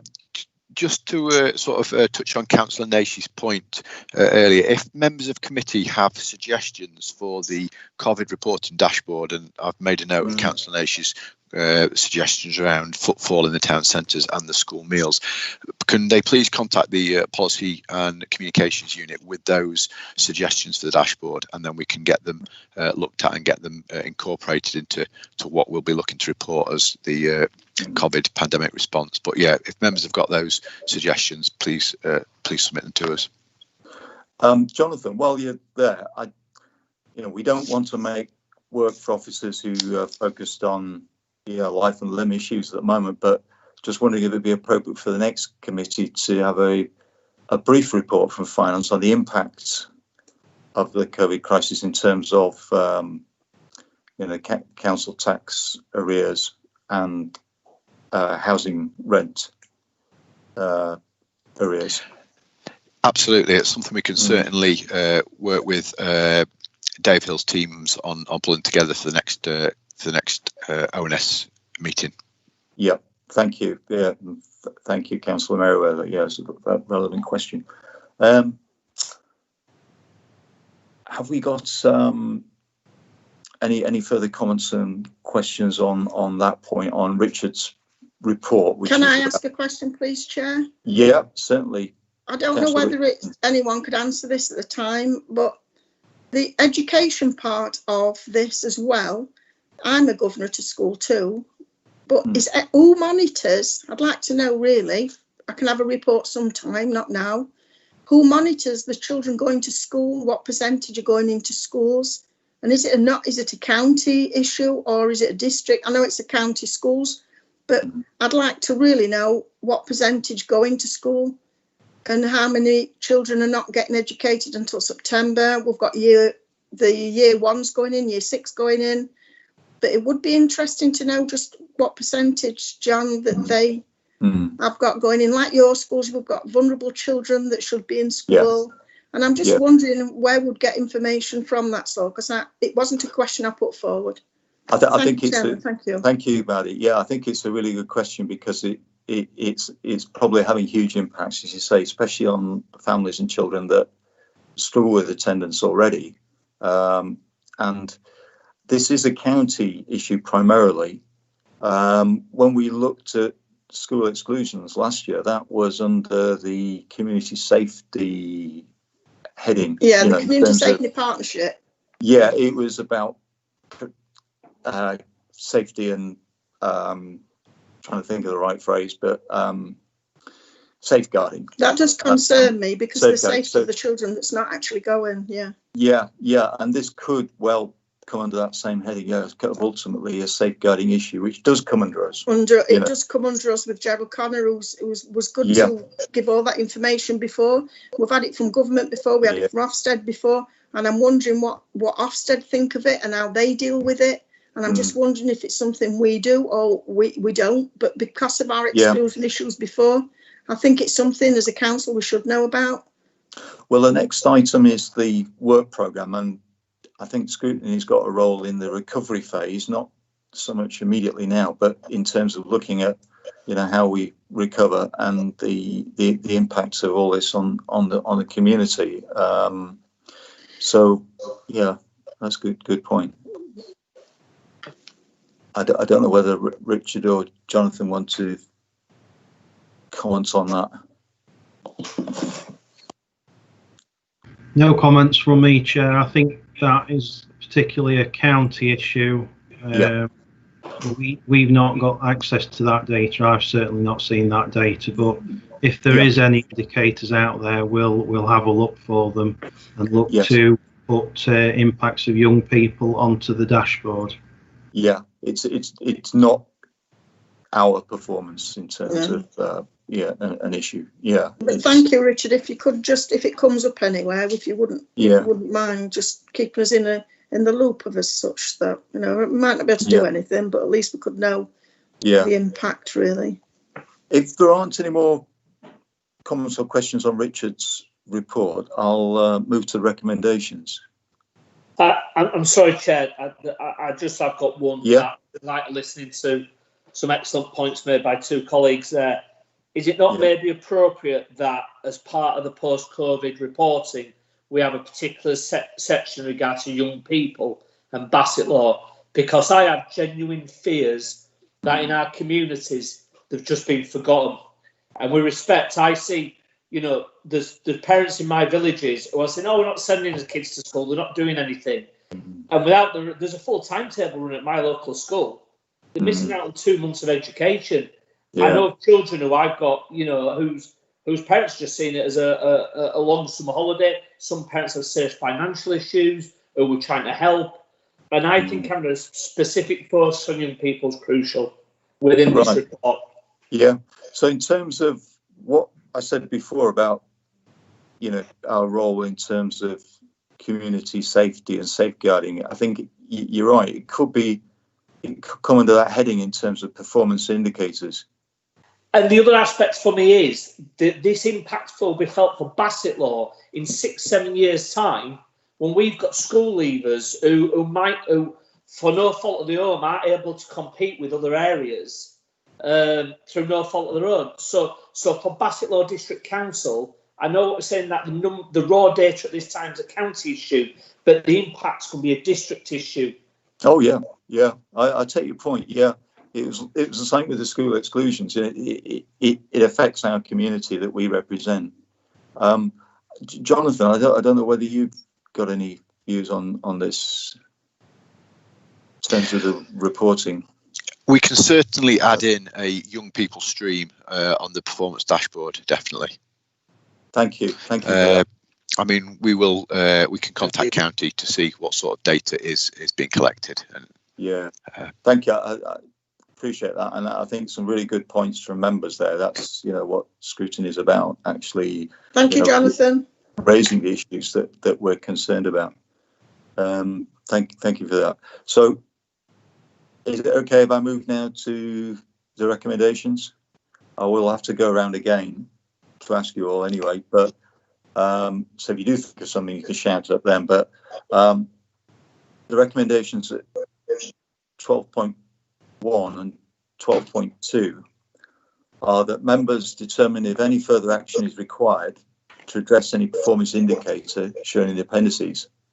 I think we've done that to some extent, haven't we? And that members contact the Policy and Communications Unit should they have any further queries on performance management. So, Councillor Bowker, are you happy to report the recommendations? I am. I'm more than happy, yes, Chair. Thank you. Thank you. And Councillor Carrington-Wild? Yes, Chair. Thank you, Robin. And Councillor Challoner? In favour, Chair. Thank you. Thank you, David. Councillor Coulthard? In favour. Thank you. And Councillor Merriweather?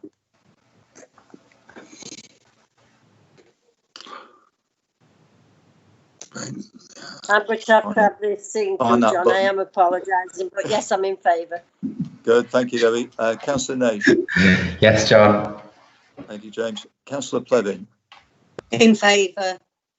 Thank you, Claire. Councillor Presley? I support it, Chairman. Thank you, David. Councillor Richardson? In favour, Chair. Thank you, Maddie. I'm in favour of that as well. Councillor Tamblyn-Saville? Yeah, in favour. Thank you, Helen. And Councillor Watson? In favour, thank you. Thank you, Mark. Next, we have item 11B, the Overview and Scrutiny Work Programme, page 47 to 58. And I'll pass over now to Richard again, Richard Gadsby, Policy and Scrutiny Officer, who's going to outline the report. Thank you, Chair. So, as outlined in paragraph 3.1 of the report, the work programme sets out the key agenda items for the committee for the year ahead. As always, it may be subject to change as we move throughout the year.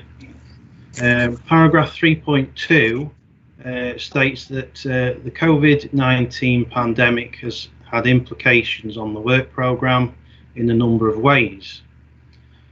Firstly, meetings are being held virtually.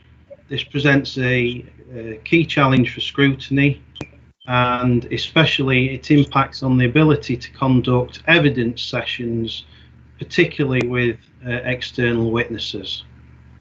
Virtual meetings need to be held both in a timely and effective manner. For example, we're asking members to raise questions ahead of the meeting. So in general, we're doing much more preparation before the meeting actually starts. And thank you to those members who sent in questions ahead of today's meeting. Scrutiny's work will need to be scaled back in some areas to focus on the most important issues and constitutional requirements. The Centre for Public Scrutiny have suggested where resources are limited, that we should be concentrating on life and limb issues. The normal topic proposal and selection process has been placed on hold for this municipal year. So at this time of year, we'd normally be asking elected members to submit topic suggestion forms to Scrutiny. We're not doing that this year. Outstanding reviews will need to be kept on hold for the time being and picked up when capacity regains. And I've set this position out in an email to elected members earlier. So we really need to avoid lengthy scrutiny reviews in committee. Items that come before committee are likely to be framed by COVID-19 for some time. The reviews we undertake every year, for example, on the scrutiny of BPL leisure centres, will have significant impacts from COVID-19, as well as the review of the Community Safety Partnership that was raised earlier. No doubt COVID-19 has a massive impact on that partnership. Finally, we need to be aware that many officers in the council are working on the COVID-19 recovery phase, and scrutiny needs to be sensitive to people's time and pick up this topic where appropriate as we move forward in the work programme. So moving to paragraph 3.4, myself and the Chair of Overview and Scrutiny participated in discussions led by the Centre for Public Scrutiny. We continue to monitor what other councils are doing and using primarily the East Midlands Scrutiny Network. The work programme is outlined at Appendix A. Members may contact the Policy and Communications team should they have any queries. So just looking forward, we will present the annual scrutiny report to the next meeting. So this will be both a look back at last year's progress and set out clearly what we are able to do currently and in the future. I can also confirm that the review of cycling will be heard at Cabinet on the 7th of July. As the review was written prior to the COVID-19 situation, it will be accompanied by a note from the Chair setting out the need to consider cycling following recent uptake in bike use throughout lockdown, and also consider recent government funding for cycling. The findings of the review of school exclusions and the risk of harm, which were the minutes were reported and agreed at this committee, will be sent to Cabinet. And finally, Appendix B is the information provided by EMAS. So East Midlands Ambulance Service, EMAS, had agreed to attend in person at the meeting. However, that was prior to the COVID-19 outbreak. But we put the report that they submitted onto today's agenda simply for noting purposes, and we can pick that issue back up with EMAS at the appropriate time. That concludes the report. Back to you, Chair. Thank you, Richard. I think that's very clear, comprehensive report, and you've covered all the key issues very well there. I'd just comment on the cycling. As you know, I've been somewhat pestering the on this issue in the last week or so. The leader and the chief exec. When is the cycling review going to Cabinet? And I'm assured it is going fairly soon. So, because yes, you know, there are life and limb issues that will take precedence, but there is a bit of an opportunity, a window here from the government announcements of funding. But if you're not there quick enough, if you don't, you know, have schemes ready, you may miss the opportunity. So we'll see how that develops. But thank you for that report and for updating the postscript on that report. Really just drawing attention to Cabinet on what's happened since we wrote that. On the other thing you mentioned was the workshop that we both attended, and again that's an example of the carbon saving, isn't it? That we would have probably in the past gone to somewhere, travelled, train or drove to a meeting, and instead it was very effective. I thought the way it was set up, and even sort of working in groups. And there's a lot of common issues in all authorities, and some of the themes that I took away from that was about the importance of the partnership working. Everybody's saying that, and the local level, the really local level, often. And I think this crisis has highlighted the importance of that. And that some authorities are thinking of hybrid meetings, but for the moment we're looking at this as our new format until it's safer to move away from that. But interesting to see how our full council is going to go on in a couple of days' time. But thank you again, Richard. I'm going to throw this open now for members if they've got any comments or questions for Richard on the work programme. Sorry, Chair. Yeah. Yeah. So if I could just, it's just a typo, Richard. But if I could just draw your attention to the Overview and Scrutiny Committee Programme 2020-21 on pages 52 onwards. We are going from 15th of December 2020 to 19th of January 2020, and it states 2020 onwards. So that just needs to be corrected to 2021. Yeah, thank you for that. We'll correct that. Thank you. John, can I raise a couple of points here? James, yeah. Councillor Nash. Yeah, I mean, I don't know how comfortable I feel with this. I appreciate there's a lot of work that needs to go into the way that we do overview and scrutiny, but if we think about the work that we've just done on the cycling piece, we were on the pulse. We were ahead almost of where the world has got to today. And I guess my concern is that if overview and scrutiny isn't able to take topics forward, we talked about young people today. Mark's mentioned flooding, which we know is going to be another issue again come Christmas. I think there's a number of things that we could be working on. And I just worry that yes, we need to recognise that things need to change. We need to recognise the pressure on some of our colleagues. So I'm not saying that this needs to happen in the same way as it has historically, but I think given that our council does have a good reputation for overview and scrutiny and the way that we do it, I think it would be a shame to maybe dial this back as much as we're proposing. That's kind of my initial reaction to this, because I think we do some good work, and it is a shame if we're not seeking to try and adapt and just dial back. Thanks for that. I hope we're not going to sort of dial back to that extent. And I think there are opportunities now with this new way of working that, for example, the way we did the cycling review, that we could have done some of that using this kind of format. And I think there are probably more opportunities for members working in smaller groups on particular topics and could help officers that way. Richard, I don't know whether you want to comment on that, or Jonathan. Yeah, I'm happy to comment, Chair.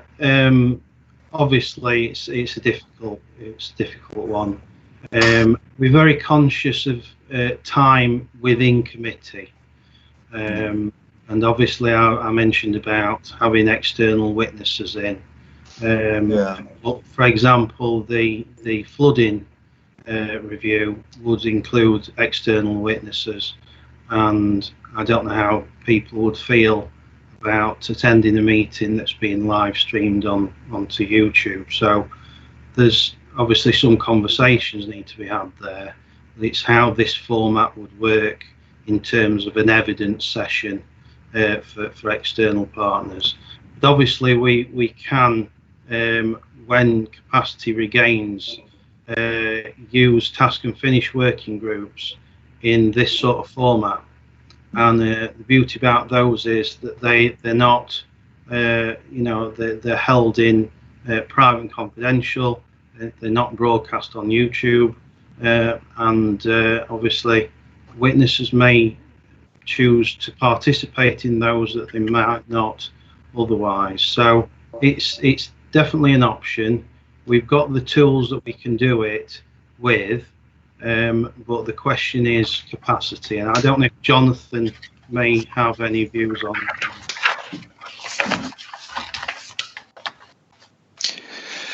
Yeah, absolutely. I think at the moment we've got a lot of officers working on the COVID response. So if we are going to be looking to do this, I think it's going to be a later back end of the municipal year rather than at this current period of time. I think, you know, if something does get identified and we are going to focus on it, I think, as Richard said, we have got the IT capability to do things remotely now. But I think at the moment, the only thing I'll be cautious of is officer capacity and time to support this. So if it's perhaps more towards the end of the municipal year, then over the next maybe 2 or 3 months, while we're still sort of getting into recovery and coming through, when we're all still likely to be working away from our day jobs as well.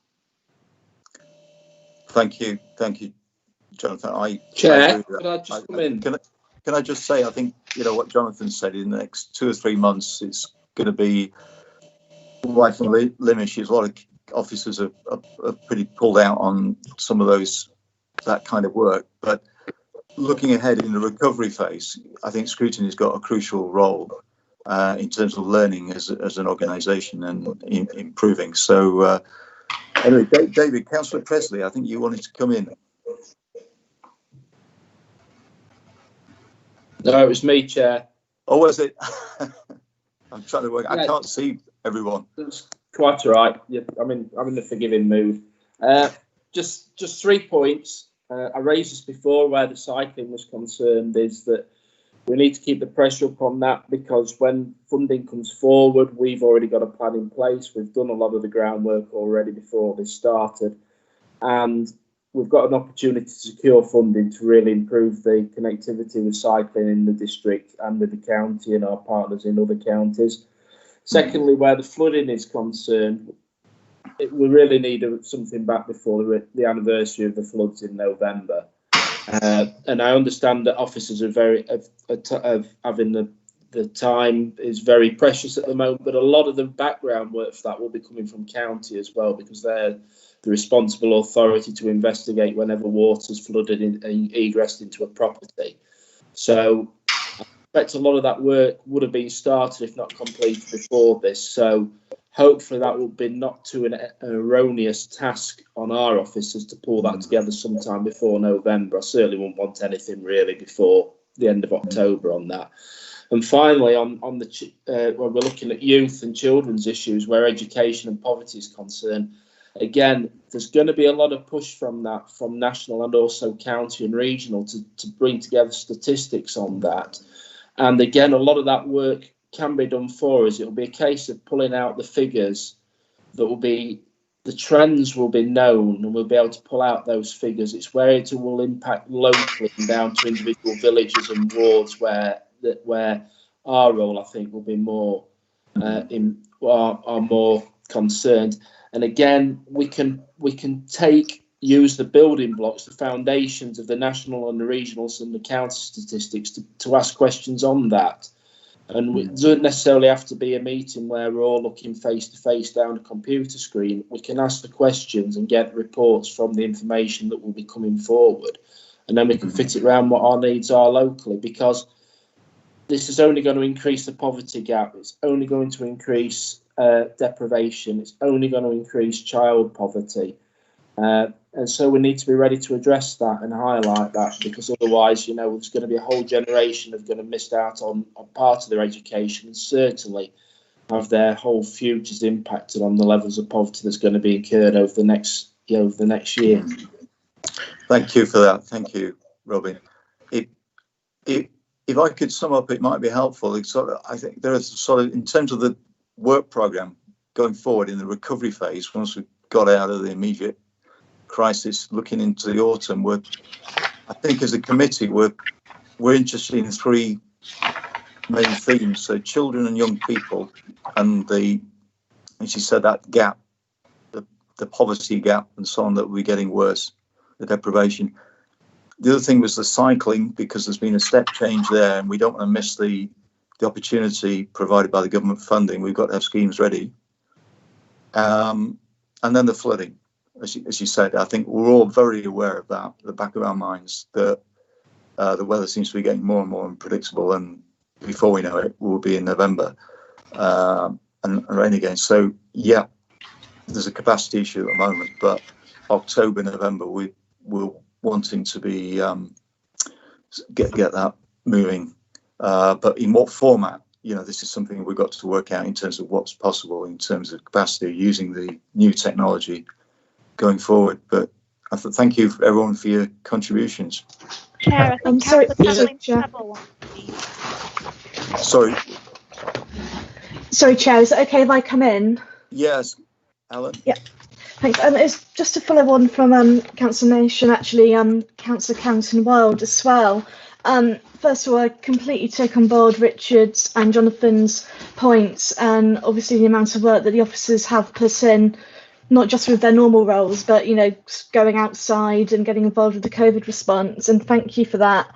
I do appreciate it's very difficult.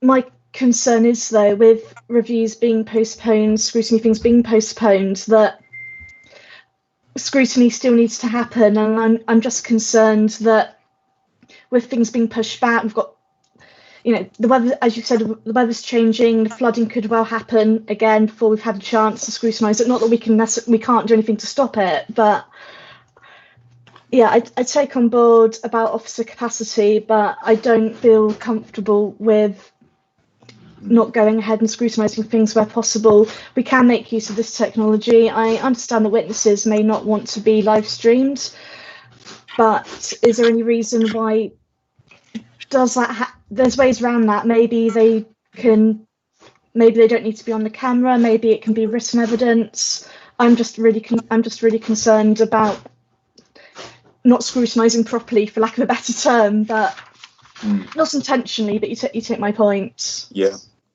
thank you, Helen. Yeah, points noted. I think we've made that point, haven't we, that we have those concerns. But absolutely, the officers have done a fantastic job and are still very, very busy. Chair, I've got a question. Somebody else wanted to come in. Was it Claire? Somebody, I can't necessarily see. No, I indicated, Chair. Pardon? I indicated David Chalmers. All right, yep, David.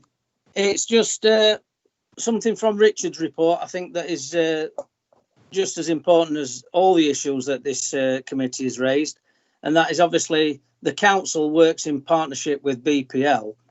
Both BPL and the council, since the COVID-19 shutdown, have both lost out financially.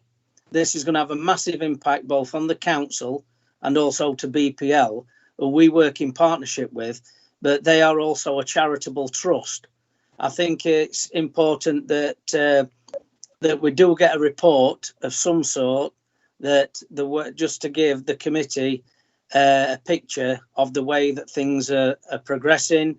Obviously, it's going to be a long time before sports centres and things like that can open up to a certain capacity so that the finances can start coming in. I know, obviously, BPL and the council run the Kilton golf course.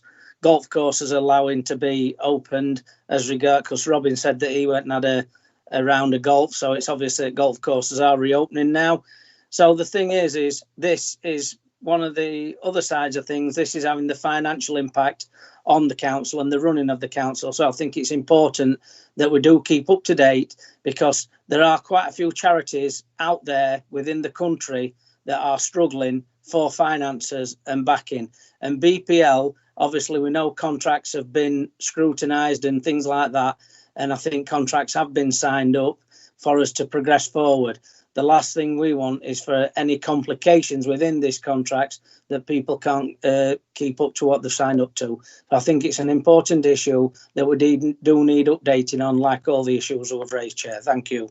Thank you, Dave. Thank you, Councillor Challoner. Of course, it is on our work programme there for October, so BPL will be, no doubt, giving us a full update on that impact. Okay, so if there aren't any more questions or comments from members on Richard's report, I'll move to the recommendations. John, sorry, John, just very quickly. Is there an option for this to just be reconsidered about how agile we could potentially be? Because I don't know that I can approve this if we're saying that we're just going to put fly tipping and flooding on hold indefinitely. You know, I think we'll be held to task if there's flooding in October and we put something like this on pause just because we're thinking about it in the same way as we are today. My question and my challenge is, should we be thinking about how we can do this differently? David Armitage has already told us today that the council is working very differently to how it was, which is great. I really don't want to put more pressure on the comms team that I know are already doing a lot of work around this. But I think we have to question whether it is the right thing to be signing off something which right now says we're going to put stuff on hold potentially indefinitely. James, I agree with James, a few minutes ago, I sort of summarised 3 broad themes that we're very interested in at the moment, and I would now say that I think we need to put that into the recommendations. So the first bullet point would read as it is there, but in addition, say, you know, the committee were concerned about 3 particular themes, and that we will want to address those in the coming year in the recovery phase. You know, once the immediate capacity issues. I don't know, can I leave it to you, Richard, to sort the wording out in detail? But I think there's a clear consensus that that's the way I'm reading it, that young people following up on the cycling to make sure that goes through, and help me out, what was the flooding young people flooding, cycling. of course, yes, thank you. Yeah, those 3 issues. We've got BPL on there as well, but can you stress, Chairman, the flooding one is going on anyway. It's still, the reports are coming from county to us, so we can see them reports as we go along. We don't have to scrutinise everything at the same time. We can see the flooding reports that are coming forward, and are we having ours coming for Shire soon, and we'll have the flood officer come along to Shire Parish Council to explain what they're going to do. So them reports can come back to Scrutiny for us to look at them, Chair. I think that's the way forward at the moment. Thank you, David. That's a very good point, because it is very much about partnership, working with, for example, the county. Just as the cycling is, you know, that depends on working very closely with the county, and same with the flooding. So, and the same with the young people as well. Okay, so if you're happy for the amended recommendation, as I just read it out there, that first bullet point. The second one is about members being advised to contact Policy and Communications Unit should they have any queries regarding future meetings. That's a standard one. And that the information provided by the East Midlands Ambulance Service be noted. That's for us to note. And again, at some future point, we don't know when, that would be an issue we could return to. But for the moment, that's it. Are we happy to move those recommendations? I will have to go around everyone again. So let's John, do that. Can I just ask one question? Debbie, yes, certainly. You know the questions that are submitted by us to the members to answer, and they're answering to us on the iPad. Seeing as this is a public forum, are them questions not to be read out and the answers at the meeting, so that the public can know that we have asked the questions and the answers we've received? You're referring to the questions that were submitted in advance, and thanks for raising that. Richard did mention it, and I just wanted to say I'm really pleased that people did that, because that's what we should be doing, you know, put questions in advance, and some of those can be just answered on the email as they were. I think it's fair to say that some of those points have been raised tonight as well in the public forum, but I'll pass that over to Richard. What do you think about that? Yeah, I think we just need to check with the officers that they're happy for those to be publicised. But I think moving forward, we possibly, as long as we let officers know that that's the case, we might be able to look to do that. I don't know if Jonathan's got any views on that. Yeah, I think we just need to make sure that we can incorporate those into the published minutes at the end. So we highlight the questions that have been asked and then relay the answers. Yeah, and then we can get them in the minutes. Yeah, thanks, Jonathan. Okay. Richard, are you happy with what I said about the recommendation 1? Was that clear? Yeah. So the recommendation is recommendation 1 is amended to include topics including children and young people, update on cycling review, and flooding. Yeah, thank you for that. So I'm going to go around everybody now. So if you think of anything else, you can shout out when I go talk to you. But Councillor Bowker first. Are you happy to endorse the recommendations there? Yes, happy to endorse, Chair. Thank you, Jack. Councillor Carrington-Wild. Yes, happy to endorse the amended recommendations with an emphasis that we should have a scrutiny of flooding before the anniversary of the November floods of last year. Yep, that point noted. Thank you, Robin. Councillor Challoner. In favour, Chair. Thank you, David. Councillor Coulter. In favour. Thank you. Councillor Merriweather. Left me mic on this time. In favour. You're quicker this time. Yes, thank you, Debbie. Councillor Naish. Yeah, go on then. With the amendment. No, I will, but I think we need to think really carefully about trying to work differently rather than just thinking we can't do certain amounts of work. And if we need to deformalise, then I think we should be looking to do that for this purpose. If we can. I agree. And that workshop actually I mentioned that Richard mentioned was talking a lot about that as well, new ways of working. So, and remember, this comes up every meeting, this work. Yeah. You get another chance to have a go at it. Councillor Plevin. Yes, happy to endorse. Thank you, Claire. Councillor Presley.